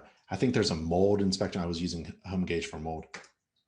According to the Home Inspection Standards of Practice, the inspector shall inspect the foundation, basement, crawl space, and structural. there I am coming into the house. I take my shoes off, exterior shoes stay outside, and in my bag here, I bring my indoor shoes only, and I wear my indoor shoes inside the house. I come downstairs, I bring my tools with me, and that's my tool bag. I got the level, got the, I actually have two of them here. So I still have them, still use them. This is, a hydrometer, right? You can get this from Inspector Coach and Inspector Outlet. It's a moisture meter. And I'll show you. I probe around things like insulation and ceilings and carpets, and it gives you a visual and audible signal. If it senses, let's see if I can do the camera, if it senses moisture. It's a lot of fun because I can poke things, I can reach, I can poke through carpeting and hit the padding underneath. And then this is a gardening tool. You can get this from Inspector Coach as well. It's a 3-tine hoe. One I heated up and flattened with a hammer so I can poke things, poke into wood and stuff, and it's extendable. Oh, let's see. There we go. And I bring that with me on every inspection. I like the hooks so that I can hook insulation, pull it away, and push it back with no one even knowing. And then there's a lot of other things, like there's my picnic blanket, so that when I go up into the attic, I grab the picnic blanket, I lay it down so that I protect other people's stuff while I open up the attic access. And these pockets are great for other tools and moisture meters and infrared and all that other good stuff. Love pictures because a picture is worth 1,000 words. And I've been sued before as a home inspector, small claims, and having pictures of inspection restrictions and explaining to the judge that I can't see everything, obviously, and that these shelves weren't here when my client moved in, obviously, so they were able to see the foundation wall cracks and I wasn't, right? Look at that. So inspection restrictions are really great when you take a picture of them, very easy to explain and understand. And then the foundation and the floor structure, I take pictures of that. And then we saw that already with the radon switch. And then those are floor joists. I'm looking for notches or holes or cracks or cuts. That's a foundation wall. Looking at where the foundation wall meets something else, maybe behind the storage, there could be a defect. There could be water pouring in through the foundation. But if I can't see it because of this, I'm not responsible for it. We talked about that earlier in today's class. There's a lot of inspection restrictions. There's my feet. There's a hairline crack, shrinkage crack, no big deal. There's the load-bearing pole post. The bottom of it is secured. Top of it is secured. There's the central I-beam resting upon the foundation. That looks good. There's the clean out. I think it may have leaked in the past and stained the vinyl around this clean out. That's okay. There's my 3-tine hoe gardening tool, moving insulation to look at the band rim joists, especially if there's a sliding door. I want to go underneath that, or a deck attachment. I want to get to that area. Looks good, insulated. I see some joist hangers. There's the sealed sump pump pit. We talked about the depressurized system of the radon system, and me saying the 3 words while I'm here in order to make more revenue for my company. I'm required to describe the type of foundation and location of the access to the underfloor space, poured concrete, reinforced. And if you are interested in learning more about inspecting the structure and looking at structural issues, we have a textbook at that URL, or you can go to NACHI.org at the top right corner and search for concrete. That's another good way to learn more about inspecting for structural issues. We also have a free online structural issues for inspectors course. According to the Home Inspection Standards of Practice, the inspector shall report in his need of correction. Observe indications of wood in contact near the soil. I don't have any of that. Observe indications of active water penetration. Nope. Observe indications of possible foundation movement. Nope. And any observed cutting, notching, boring of framing members that, in your opinion, may present a structural safety concern. And to help learn what to look for and explain what you find to your client in a report, use an InterNACHI illustration. These are really great. At InterNACHI's Home Inspection Image Gallery, You can look for anything you want to spice up your communication skills and your report. So this is a high def illustration that you can download. And if you wanted to download all kinds of things, like maybe you saw some structural cracks, that's a cool one there. Just to help you describe your observations to your clients. That's what InterNACHI provides, those really nice illustrations. Let's get rid of some of these tabs. Heating system is the next one. HUD is asking about drones. We have a course on to help you prepare for the FAA pilot exam. Would it be a good idea to include that form of inspection of the roof in the agreement instead of using a ladder? Heck yeah. We actually have clauses, and we're like a legal Zoom for home inspectors. So if you go to nachi.org/documents, you can get there from your online account as well. You click the documents, legal documents button. You get to see all of our clauses that we have available. You can customize them all. You can add things if you use a drone, then expect this kind of clause in your inspection agreement, or it could be a separate agreement that you're using a drone. Whatever you do, you want to use InterNACHI's resources, but have your local business attorney review them.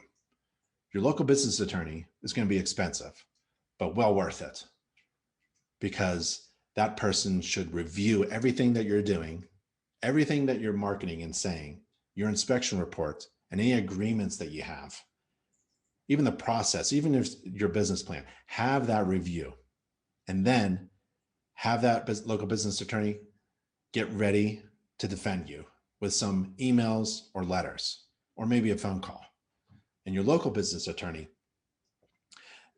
already is familiar with you. So when something happens, they already have a template of a response. If someone's complaining, they already know what to do and know what to say. And it's well worth it. It relieves you of the burden of worrying about what if I miss something? What if I crush the gutter? What if with my ladder? What do I do if someone calls me and says they have a complaint? What if I do and someone calls me and says there's a hole in the roof, and I looked at a report and it said it was all snow covered, and you couldn't say, what do I do now?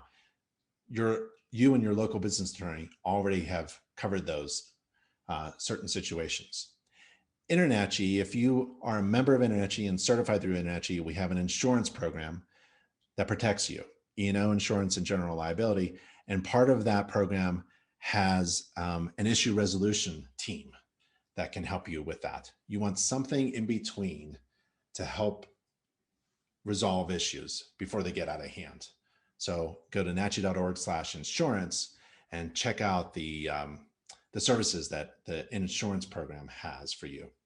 That's included when you are enrolled in our insurance program. Does InterNACHI do websites? No. It's easy for you to do a website. I teach the class if I know how to build a class, and you want to use InterNACHI's resources and training, and you want to do the step-by-step procedure that I teach on how to build a free online home inspection business website. Seriously, a few hours of your time with me online, and you can have a beautiful inspection website that converts visitors to your website to clients. There's like 10 things a home inspection business website has to have in order to be successful for your business. And we teach those things in the class. So go to nachi.org/webinars and type in website, and you'll have a few of those classes there.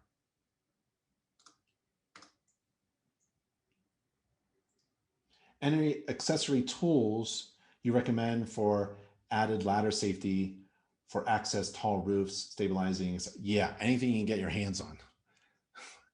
We did a couple webinars with some ladder safety devices. They work. Anything that helps secure that ladder, I'm all for it. In the very beginning, we just use ropes. You go up there and you tie off your ladder to the gutter. That wasn't all that great. What inspection software do you recommend? I'm using Pro, PalmTech, right? They're all good. I'm familiar with a few of them more than others. I would go to nachi.org/everything, nachi.org/everything, and scroll down the page to the software resources that we have available to get discounts from software providers. Ask, insist from software providers for discounts and templates because you're an InterNACHI member. Do you have to inspect the entire roof of the townhome or just the section of that particular part? Right.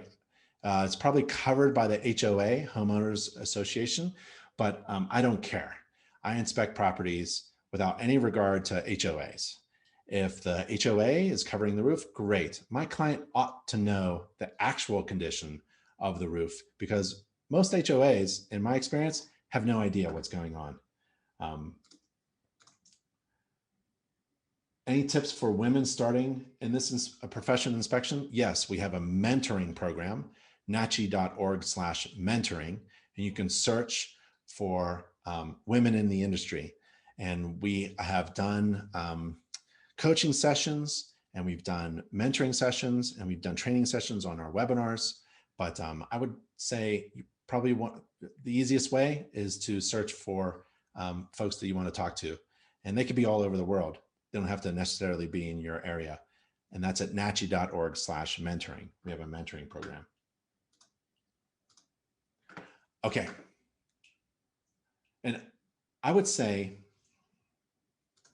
I don't want to say it in the wrong way, but I would say you would have an advantage over me if you use it correctly.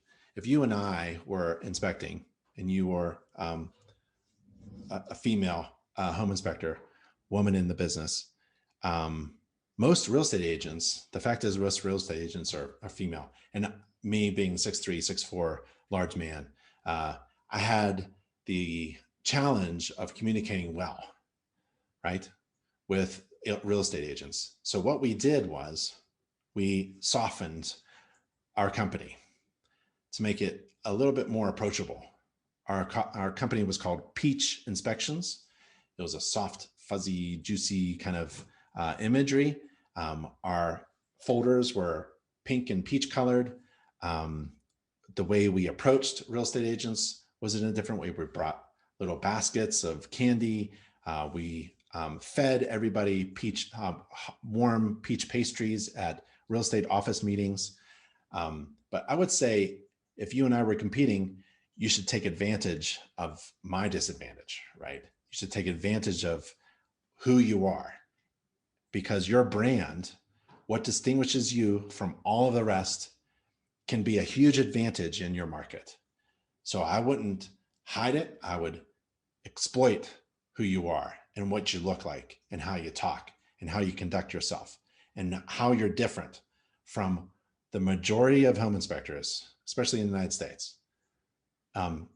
So I would say that you should have some fun in beating the heck out of your competition because you have a distinguishing characteristic that I can never match. So when I teach home inspectors to compete in the market, what I tell them to do is spy on your competition and make a list of all the things that they do and see if you do them and more. Because if you're both doing the same thing and you both look like the same, you both look the same, you sound the same, and you're both doing the same thing, then the only distinguishing characteristic is price. And lowest price wins. And that's no good for anybody. Competing on price, everybody loses. What you need to compete on is value. And sometimes value is defined by being very different than all the rest. Not always, but usually. What you want is, I had a class about growing pumpkins, award-winning pumpkins. What you want to be is the biggest, most different, most grand pumpkin in the field, right? No one looks at the small pumpkin and looks like all the others. Everyone surrounds that, goes towards, is magnetically drawn to the most distinguishing looking different pumpkin in the field. So you may have a huge advantage that you can take advantage of. Hope that makes sense. And find your mentors. InterNACHI has a mentoring program. Are we doing the heating system using normal operating controls? Normal operating controls are thermostat, shut-off valve, shut-off switches, that's an emergency shut-off switch. That's a service switch. That's a gas shut-off valve. And if you need an inspection checklist for a gas-fired furnace, remember, I think it was Ryan who was asking about templates. Well, we have a checklist. If you're standing in front of a gas-fired furnace, use our checklist and put it in your report, incorporate it into your report. And it's at that URL. We also have videos on inspecting HVAC systems, especially a heating system, a gas-fired heating system. And there's a video here where I open up a gas-fired heating system and show you how impossible it is for a home inspector to find a crack in the heat exchanger. Don't worry about that. You can't possibly visually see a crack in a heat exchanger. So don't even mention anything about heat exchangers because you can't see them during a home inspection. And don't even say anything about cracks in heat exchangers because you can't find them anyways. It's impossible to find, and I do a little video there. So go to our YouTube channel and search for, or just go to Google, go to YouTube and search for InterNACHI Find Crack Heat Exchanger. That's a good video. We also have videos on the categories. There are 4 categories of heating systems, furnaces, and you have to know what you're looking at. So from 20 feet away, you should be able to tell your client if it's the efficiency, is it low, medium, or high efficiency? What type of heating system it is. Is it a boiler that moves hot water around? Is it a ductwork heating system? Is it a furnace, forced air furnace? Does it have condensate building up and it needs to drain onto the condensate? So you should be able to see that from the distinguishing characteristics. And we have a really nice course on HVAC units. And inside the course, there's a video on inspecting and distinguishing and describing the type of heating system that you're inspecting. So we've got the checklist, video on the crack heat exchanger, and a video on the types of heating systems that you may come across. You have to describe the location of the thermostat, which is right there. The energy source. Well, remember the gas meter in the driveway hazard? Yeah, the natural gas. There's a gas shutoff valve, pressure regulator, gas lines. I wouldn't worry too much about the surface rust. Gas shutoff valve next to the heating system itself, the appliance. And the heating method, well, that's forced air and there's ductwork. Report as in need of correction any heating system that didn't operate and any heating system that was deemed inaccessible. And I didn't have any problems with there. Everything kind of worked out. There's the heating system there, carrier model. There's a draft inducer fan, sealed heating chamber, combustion chamber. There's a pilot light mechanism. There's some pressure regulators and safety devices. There's a drip coming out of the draft inducer fan where the fan is a fern coat attached to the exhaust pipe, and there's condensate in there and it's dripping. To get to the air filter, you have to take out the nut there, and there's the air filter there, and it's all being bent. So that's a defect, a minor defect. There's a problem with the exhaust pipe. Remember, it produces condensate. This is a high efficiency unit furnace, and there's condensate watermarks on the outside of the exhaust pipe. It's PVC exhaust pipe, low temperature, produces condensate, and it's cracked. Not only is it cracked, it's not glued well, and it's now a hazard. In fact, it's a material defect, because if this starts to exhaust CO in the house, people are going to die. So in this home inspection, I actually have a material defect. It's that little crack right there.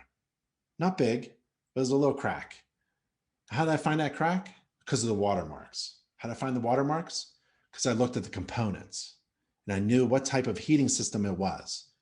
It's category 4, high efficiency, condensing furnace. Condensing, water condenses in this type of furnace in the exhaust pipe by the fan, and I saw the watermarks. To find this defect, you have to know how things work. And InterNACHI is a great resource. Again, I'm pro InterNACHI, obviously. So to gain knowledge on how to inspect a certain system using a step-by-step procedure to find defects, ultimately, like this material defect, use InterNACHI's courses. So more condensate, more pipe problems. Didn't like this at all. There's the exhaust pipe. The gooseneck is fresh air intake, and the exhaust pipe is coming at you right there. Every heating system should have a recent service within the past year. If it doesn't have a recent service within the past year, I put it in the report as a recommendation. But we already have a reason for HVAC technician to come out and fix the problem. It's very easy, inexpensive, but it's actually a material defect. So your defects, for me, weren't necessarily based upon how much it costs to fix. It was really all about the safety hazard that might result if you don't fix it. You have to explain that to your client. According to the Home Inspection Standards of Practice, the inspector shall inspect the cooling system. There's the outdoor condenser, compressor unit, the serial number. I take a picture of that. I don't really put it in the report. There's some surface rust, no big deal. Electric shutoff switch, disconnect. There's a refrigerant line. It's insulated. It's on a nice base. Describe the location of the thermostat for the cooling system. It's the same thermostat as the heating system for this house. The cooling method, it's ductwork, same system as the heating system. Report as a needed correction any system that didn't operate, or if the cooling system was deemed inaccessible. No big deal, everything was accessible. There's a refrigerant line we saw on the outside going to the evaporator coil on the inside. There's a condensate pipe coming from the tray underneath the evaporator coil. There's probably an A-frame in there, and it drains down there, drains, and it's also picking up some condensate coming from the high efficiency furnace, and it drains into a sump pump. No, it drains into the basement perimeter drain. That's okay.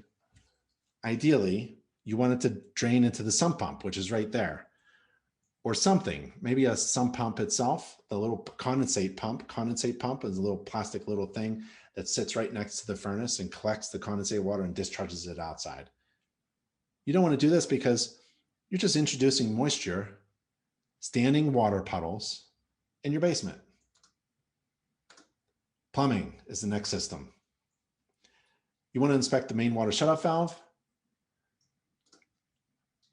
for the plumbing system, and there it is there. My hand is on the valve, the ball valve, and there's the water meter, public water line. There's a jumper cable, pressure and check valve. The main fuel supply shutoff valve. Remember the meter on the outside, hazard location? There's a shutoff valve there, and there's also a shutoff valve near the appliance of every fuel burning appliance. There should be a shutoff valve. Water heating equipment, including the TPR valve. There's the water heater. Picture of the label. Picture of the capacity. Shutoff valve for the water coming in. Shutoff valve for the fuel coming in. There's a temperature gauge. I don't touch it. I touch it, but I don't move it. I just take a picture of it on how it works so I can explain to my clients how things work.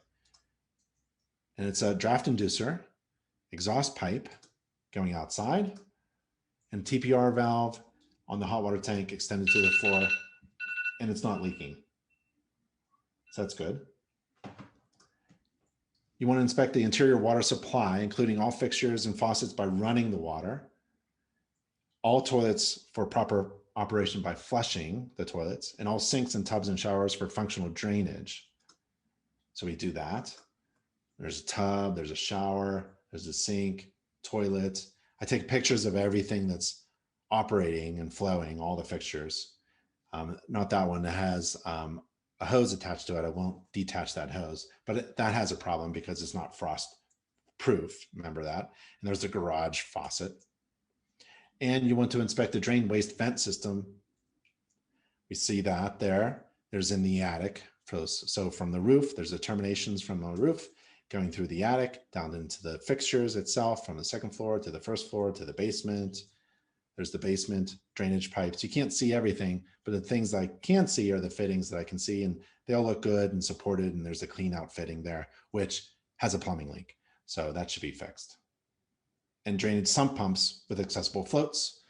Well, there's kind of like a drainage area there. Sometimes there's a sump pump there. That's a problem with the window well, but there's the discharge with the underground downspout discharge pipe there from the sump pump. There's no water, no standing water at the time of the inspection.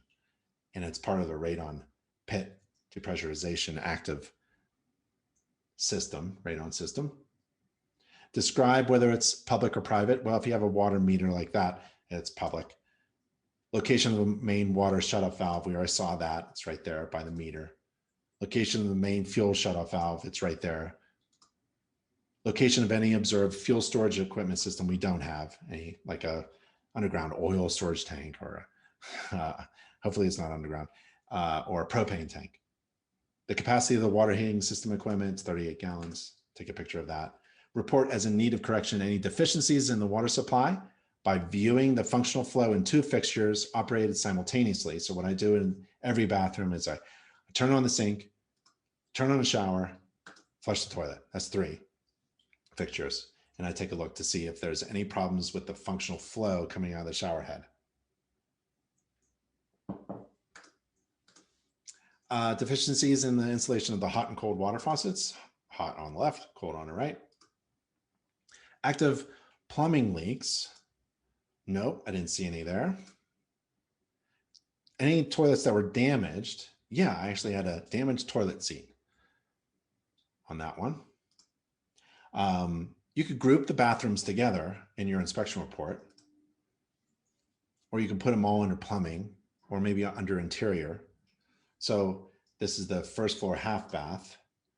That's the toilet. That's the valve.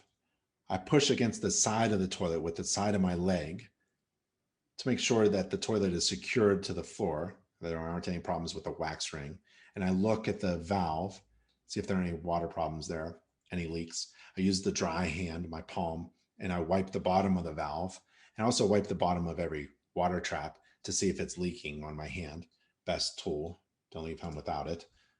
First floor half bath sink.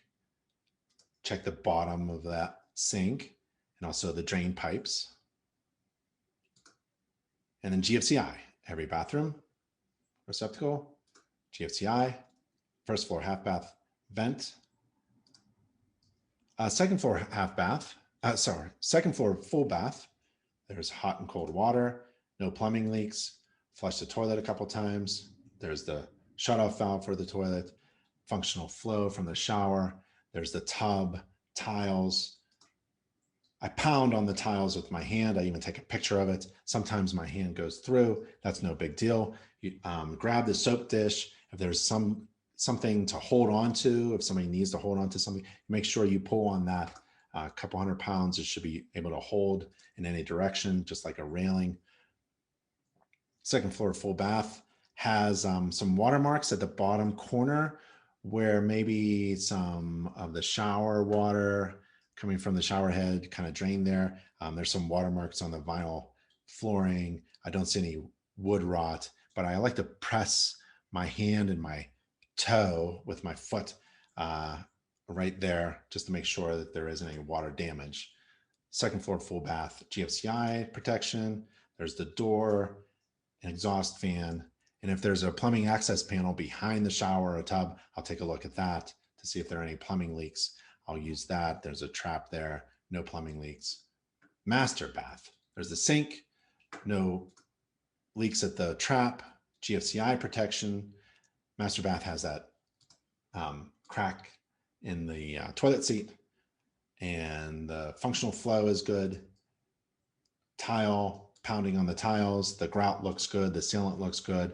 There's no problems here at the corner where the tub meets the wall and the floor. The door is okay. Fan turns on. No watermarks. Electrical. Brent says, I use your template that I slightly customize on Spectora for all my inspections. Really great software with automation. Cool. I'm glad it helped. Justin said the same thing. I've been using Spectora for a really long time. I like the template. I'm curious if I can combine the heating and cooling system into one category on the template since I'm in Florida, the majority of, yeah, I mean, they're all customizable. Everything is customizable. So it works really well for me, may not work at all for you, and that's okay. But every software should be customizable so that you can change the heading, the colors, the size of the font, the number of pictures, and the groupings of chapters or sections or parts or systems, and no matter how you like it, you can have systems, like you're inspecting systems, and then within the system you can have components. You can also inspect by rooms too. So awesome. Can you provide the location of the checklist that we can import on our software again? It's a long URL. Apologize for that. You can just email your education team, education@internachi.org, and ask for the checklists. You can go to nachi.org page at the top right corner, search for inspection checklists. That should help you, Caleb. David asks, do you have any suggestions for income streams as certified licensed home inspectors in addition to home inspections? Yeah, go to nachi.org/certification, nachi.org/certification, and get certified in things that were prompted by your business plan, because you took the home inspection business course. And we ask you, what are the services do you think your clients like? And InterNACHI has marketing that can help you with that conversation. For example, if you're down in the basement, let's say, and you're looking around and it looks like there's water intrusion or watermarks or maybe even mold, we have a little flyer. It's called a rack card, and it tells you what to say. It says, while I'm here, you flip it over, would you like me to inspect for mold? Because I see indications of potential water intrusion in your house, water problems in your house, and water and drywall, it can create mold problems. It says it a lot better than I do. That's the problem with home inspectors. We don't know what to say in order to sell services. So InterNACHI has these pieces of marketing that help you with your pitch, your elevator pitch, your sales pitch, in order to bundle services, especially sell something while you're at the inspection. So you just hand over the mold card and let them review it.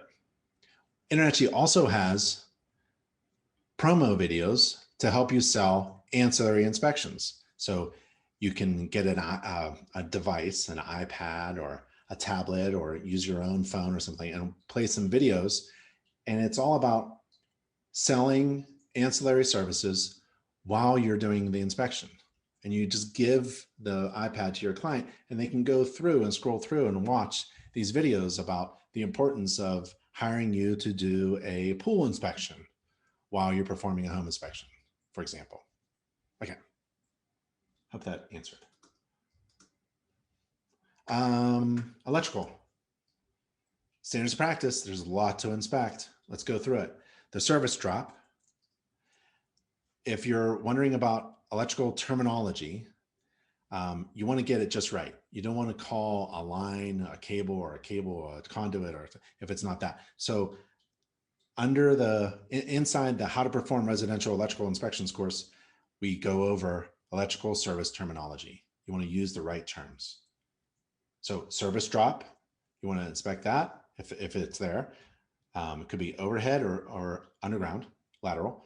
Overhead service conductors or attachment point, the service head, gooseneck, drip loops, service mast, service conduit, raceway, electrical meter, and base. So we have an electric meter, right, at this house.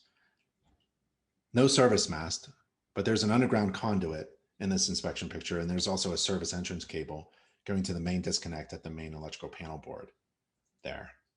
So the main disconnect at the panel is 100 amps. There it is. I'm pointing to it. Main service disconnect must be clearly marked. The main disconnect must be either inside or outside the house, as close to the service conductors where they enter the house.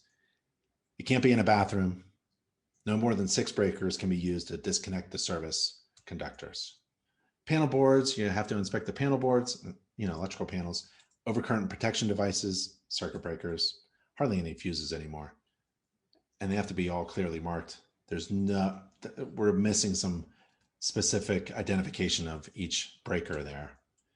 You don't have to pull the dead front cover off. In fact, I don't recommend it. I don't think you should. You're not required to by the Home Inspection Standards of Practice. You're not required to by InterNACHI. You're not required to by me. But remember, the Home Inspection Standards of Practice is the minimum. Some of us exceed that standards of practice. I pull the dead front cover off when I think it's safe to do so. And I can be consistent with all my clients in doing that. Now take a look at the wiring inside. Service grounding and bonding.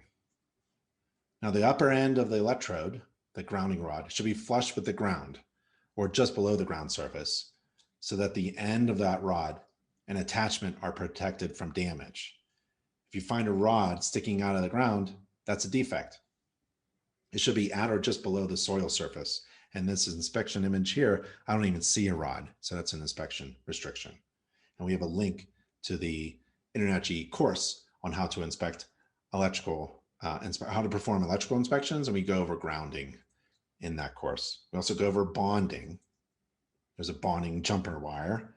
Bonding is required where needed to ensure electrical continuity and the ability to carry a fault to a path to grounding. And the metal water pipe must be bonded to the service equipment enclosure. So electrical bonding and grounding is difficult to understand. No problem. We have training for home inspectors. Inside, there's a chapter on grounding and bonding inside the how to perform residential electrical inspections course. And that's free and online course for InterNACHI members. According to the standards, you have to inspect the representative number of switches, light fixtures, receptacles, things like that, and AFCIs if they're installed. GFCIs, you have to inspect the GFCIs and test them. And you have to inspect the presence of smoke and carbon monoxide detectors. And smoke alarms must be powered by the building wiring and a battery backup. They should be interconnected so that one alarm activates them all. And they need to be in each bedroom, outside each sleeping area, on each story, including the basement. And CO, carbon monoxide detectors, are required for houses that have a fuel-fired appliance or an attached garage with an opening to the house. So that's many homes. And they're required to be outside of each bedroom and in each bedroom with a fuel burning appliance, and they need to be interconnected. And you have to describe the main service disconnects amperage rating, but only if it's labeled, and the type of wiring observed. So there's 100 amps. I use one finger for 100, two fingers for 200, 1.5 for 150, obviously. Type of wiring observed is the NMB. And report as in need of correction any problems with the integrity of the conductors, the insulation, the drip loop, vertical clearances from grades. We don't have any problems there. Any unused breakers that weren't covered up, no problems there. Any tested receptacle that had problems, wasn't live, polarity was incorrect, cover was not in place, GFCIs weren't testing properly, any evidence of arcing or heat or melting, or the receptacle wasn't grounded or not secured to anything at all with electrical as a defect in need of correction. And the absence of smoke and or carbon monoxide detectors. And we didn't have any problems there. The next section is fireplace. We don't have a fireplace. We don't have a chimney. And then the next system is attic, insulation, and ventilation.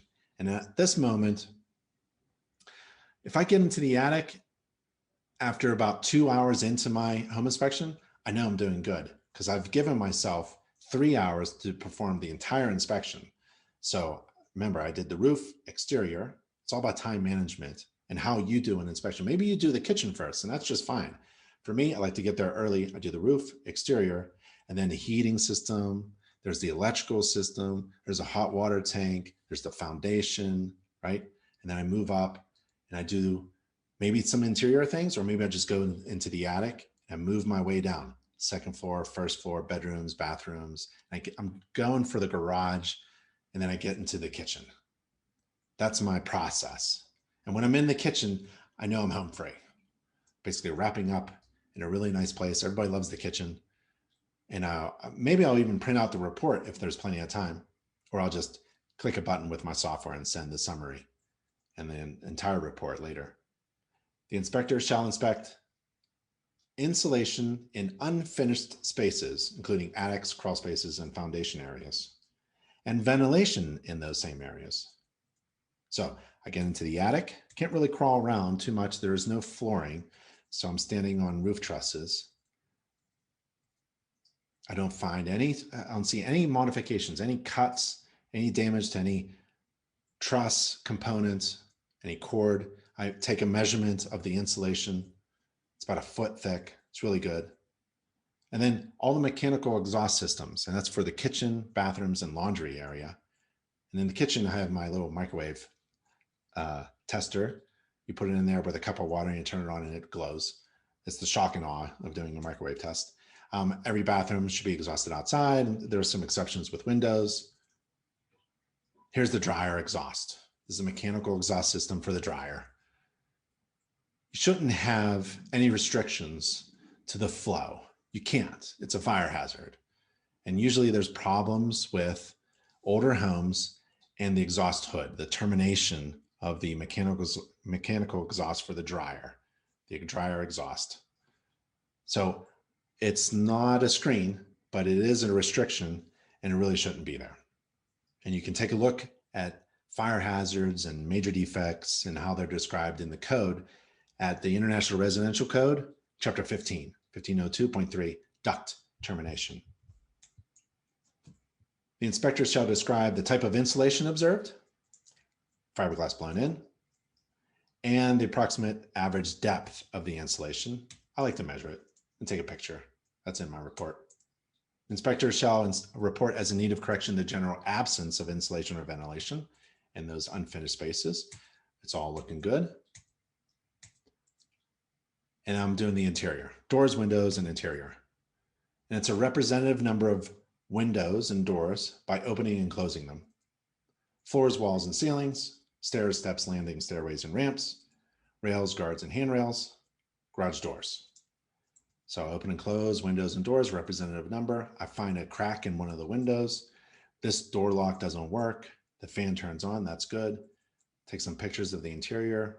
A little cosmetic defect, a blemish there by the railing. The door is looking good. Ceiling lights, wall receptacles, windows, slider door.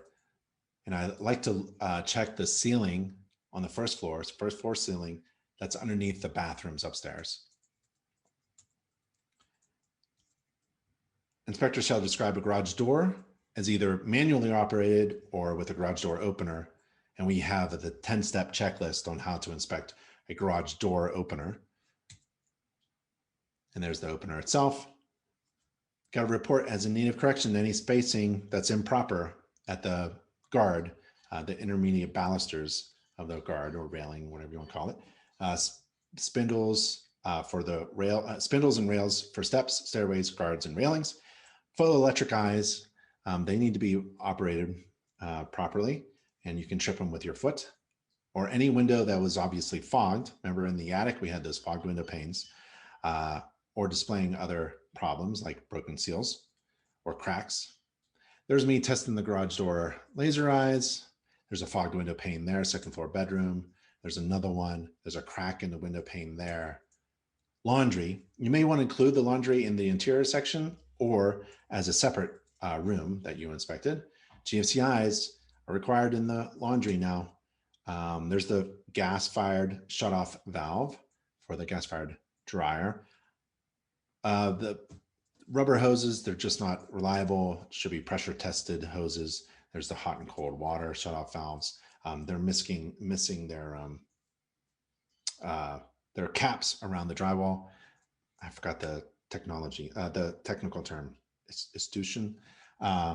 It's something like that. The little caps around there. You like to see them right around there because it's just a cosmetic kind of thing. You want to see a pan underneath the second floor clothes washer, especially if it's on the second floor, just in case there's a plumbing leak. And there's the exhaust. And we saw the problem with the duct termination of the exhaust outside. Kitchen, you may want to include it in the interior section or as a separate room. I like to have it as a separate room and run hot and cold water at the sink and the garbage disposal.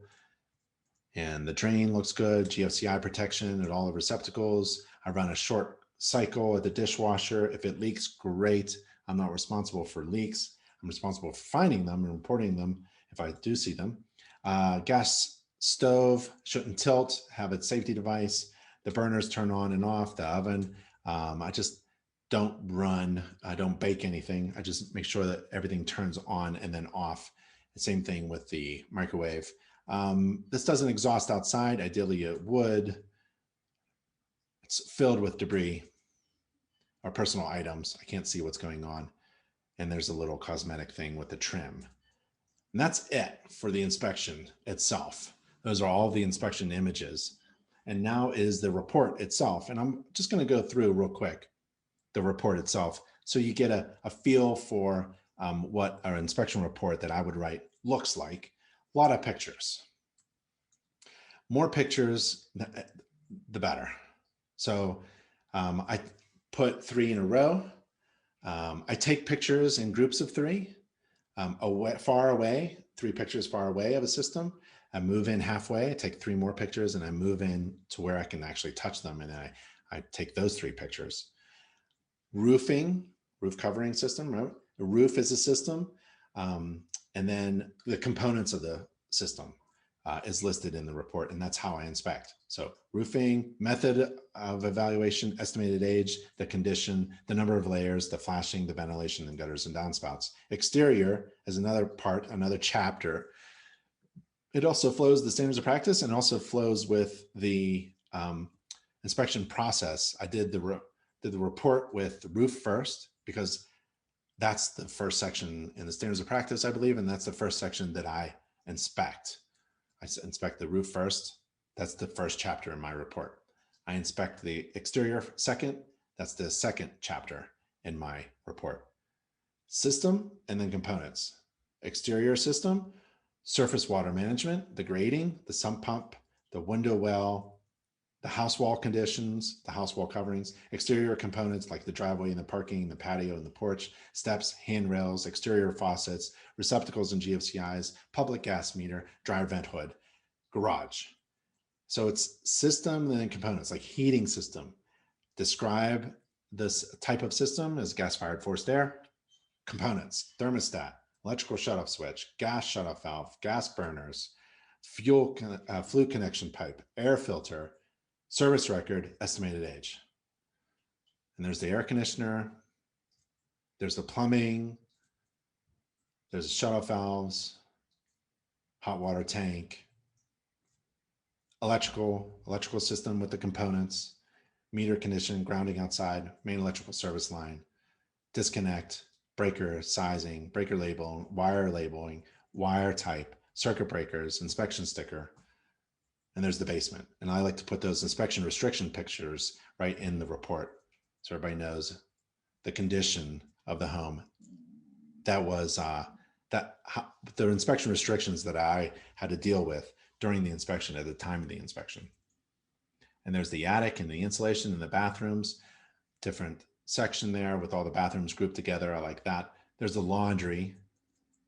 There's the interior stuff like carbon monoxide detectors, smoke detectors, windows, doors, receptacles, walls, ceilings and floors, and stairs. And then the kitchen is the last section of the report with the components of the system of the kitchen there. And then looks like I had recommend asking the seller of the property about wall switch apparently missing located near the garage interior door. Oh, interesting. And then I had an absentee client. So my client was actually not at the inspection. So I wrote, we prefer to have our clients present during the inspection for a few reasons, including we can answer all of your questions and address your concerns as they come up. We both can see the condition of the property at the time of the inspection. And I can elaborate on what may be complicated or technical. And as much as you were not present during the entire inspection, we encourage you to read the whole report, not just the summary report, and consult with us directly. Call us anytime. You can hire us again for a walkthrough prior to closing. Also, please verify anything that we may have said orally, but may not have documented in the report. That's kind of cool. And there's the standards practice, just a brief copy paste of the important parts, but you got to have that link to the standards of practice on the website. And there's illustrations. So you can add these illustrations if you wanted to. I put a few illustrations in there, like the hot water tank And there's the grounding and bonding and notching of a floor joist. And there's the radon mitigation system illustration. And then report conclusion. I try to be very clear about what we do and what we don't do. For example, it says, we've made every effort to provide you with an accurate assessment of the condition of the property and its components, and to alert you to significant defects. However, we may not have tested everything or opened everything or identified every problem. And because our inspection is essentially visual, latent defects could exist. We cannot see behind walls. I love that sentence. Therefore, you should not regard our inspection as a guarantee or a warranty. It's simply a report on the general condition of our property at a given point in time. As a homeowner, you should expect problems to occur. Roofs will leak, basements may have water problems, and systems may fail without warning. We cannot predict future events. So I like that type of setting the expectation, especially in a report conclusion. This isn't a warranty, and I'm not guaranteeing that I can find every defect, and something might happen, like roofs leak. If the roof leaks, well, it certainly wasn't leaking during the inspection. Otherwise, it would be in the report. And I'm not responsible for future weather events, especially. Let's see. And then pre-closing walkthrough. The walkthrough prior to closing is the time for the client to inspect the property. Conditions can change between the time of a home inspection and the time of closing, right? So defects or problems that were not found during the home inspection may be discovered during the walkthrough. So you should hire me to do a pre-closing. Let's see. Any defect or problem discovered during the walkthrough should be negotiated with the owner or seller of the property prior to closing. Following the recommendations for the pre-closing walkthrough for your new house, consider hiring a certified home inspector to assist you. Kind of like that. Kind of like that closing paragraph of information to make sure if the client really has a good idea of what a home inspection is all about and is encouraged to take action prior to moving in. And if there were problems during the inspection, they should be in the report, and you may find problems after the inspection because roof leaks, skylights leak, things break, things fail. And a home inspection is only a short visual only inspection to report upon the condition at the time of the inspection. It's like a snapshot in time. This is a letter that we leave on the kitchen counter for every seller. It says that we understand that a home inspection can be stressful. This is for the occupant or the seller. During the inspection, we make every effort to respect your home and leave it as we found it. All of our inspectors wear indoor shoes only. And during the inspections, we look over 500 different items we check. And some of them we turn on and off, and we try to put everything back to normal. You may want to check these things. We may have overlooked some of these things. So we leave that for the seller. And speaking of leaving, it looks like I have about a couple hundred questions to get through. I'm not sure if we're going to be able to get to them. So I'm going to look at them, and then you can feel free to email me or your education team. I'm on the contact page, and right there, nachi.org/contact. You can email me your question or email your education team for the question, but I'll take a couple here. And I know we've gone way past our scheduled time, so I really appreciate it. Ashley asks, as a newbie, I'm finding the hardest part is learning and setting up which software I want to use. When inspecting, do you use software as a guide when going through the property? I find it distracting to do this, but it seems the norm. Well, and Timothy replies as well. Well, I use my mobile device, which has my checklist, my software on it, as a guide. I think we spoke about this before, so that I reduce the number of mistakes that I make, and I I increase my efficiency. I do more inspecting in the same amount of time when I have my software in my hand, and I make fewer mistakes. So that's what I would use a software for. I wouldn't use software on a laptop. I would use it on a mobile device. So you can inspect and write the report while inspecting. So at the end of the inspection report, at the end of the inspection, you click a button and it's all compiled together, and you can send that report to your client. I do it immediately. I don't review it in the evening. Maybe in the beginning you can, so you say things in the way that you want to say them and the report looks good. But after a while, after about 1,000 inspections, you're basically done at the end of the inspection. You click out, you send the report, clicking out. You send the report and you send the summary, and you're done with the report. You don't work at night. A lot of my competition used to work at night, but I didn't, because I was writing the report as I was inspecting, and it just takes practice. So practice inspecting, like I was saying earlier in the class. Practice on your house 10 times with your software. Crash and burn when it doesn't matter.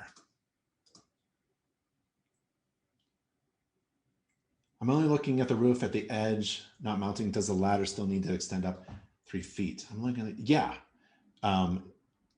When you set up your ladder, we don't care if you actually step on the ladder and climb it, right? You have to set it up properly, just as if you were going to climb it. And it doesn't matter how far you go up the ladder or where you go or where you're setting it up. There's a rule, there's a standard safety practice for setting up ladders. And one of them is you have to extend it up far enough above the gutter edge or the roof edge. And it's 3 feet. And you have to have it just at the right angle. And you have to climb a ladder too. There's a way to climb a ladder so that you are in contact with the ladder properly with 3 points. So there's all this stuff that you can learn in our home inspector safety course about ladders. Do you offer pre-listing inspections done for sellers? Yes. So go to moveincertified.com, moveincertified.com. And a pre-listing inspection is just like a home inspection, but it's marketed in a different way. So go to moveincertified.com. Is there a way to learn how to use the correct wording to writing out an inspection? Yep, we have a free online course on how to write inspection reports. It's a defect recognition and report writing course. When there is sealant needed on a boot, do you all report as a needed sealant or needs replaced? I know if my home is replacing the boot, I'm just curious. Whenever I see sealant where there should be flashing, that's a defect. Say it again. Whenever I see sealant where there should be flashing, that's a defect. Sealant is like a Band-Aid. That's it.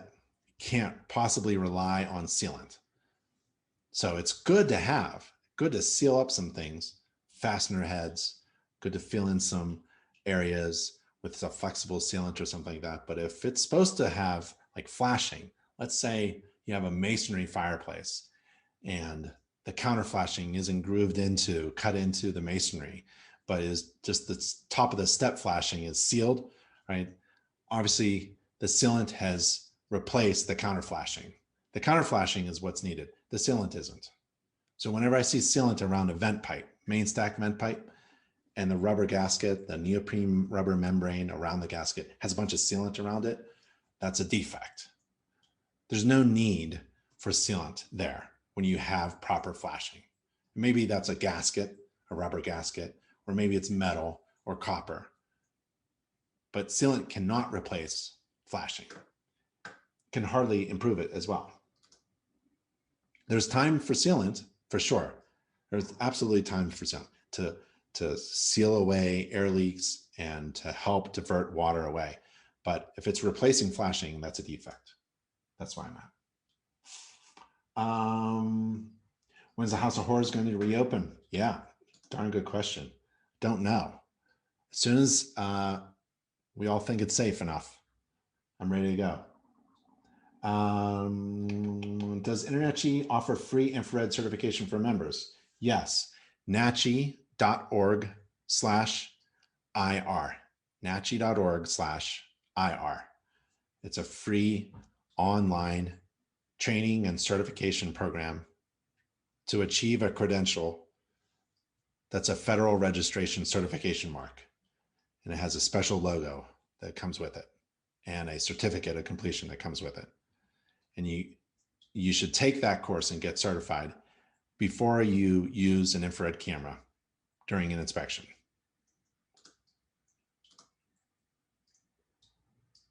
Let's see. Michael, I report everything I see, good and bad. The more you put in a report, the less phone calls you get from your clients asking for clarification. I agree with that. That sounds real good. When inspecting a home built in 1970, do you inspect it today's standard? Gary asks.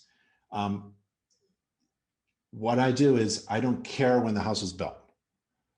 I inspect a home without any regard to when the house was built. So if you find that someone like a homeowner or a real estate agent is saying, well, it's been historically archived or historically recorded, or it was built to code back then, doesn't have to be improved now. I don't care about those statements, right? What I care about is, for example, if the house was built when GFCIs were not required in the kitchen, that's a defect. If I'm inspecting a home that was built to code back then and there's missing GFCIs in the kitchen, that's a serious, somebody could get killed. I'm not going to put in a report, well, it was built to code back then. That's like, oh, it's safe. It's not safe. If the deck railing has space between the spindles that's large enough for a child to fall through, but it was built to code back then, the kid doesn't know. The kid doesn't know. Kid doesn't know that, oh, that railing was built to code back then. Stop falling through it, right? I don't care when the deck was built. If there's space enough between the spindles for a child to fall through with a fatal fall, it's a defect. If it was built new, if it's a brand new deck and there's space enough for a 4-inch sphere to go through the railing, that's a defect. We got to get the builder and the deck contractor out here today. Incredible that they're building it like that. If it was built 40 years ago and has space enough for a child to fall through, it's still a defect. This is amazing. It's so much fun to be a home inspector because the existing homes, we call them existing homes, homes that have already been lived in. We inspect new homes and existing homes, usually existing homes, mostly existing homes. If we inspect an existing home, the homes that we inspect were built to code. Sure, they were built to code, but code changes. And code changes, unfortunately, because someone got hurt, especially fire code. A lot of firefighters get hurt, and then we improve the code. So we eliminate that hazard as much as possible and make things safer and better.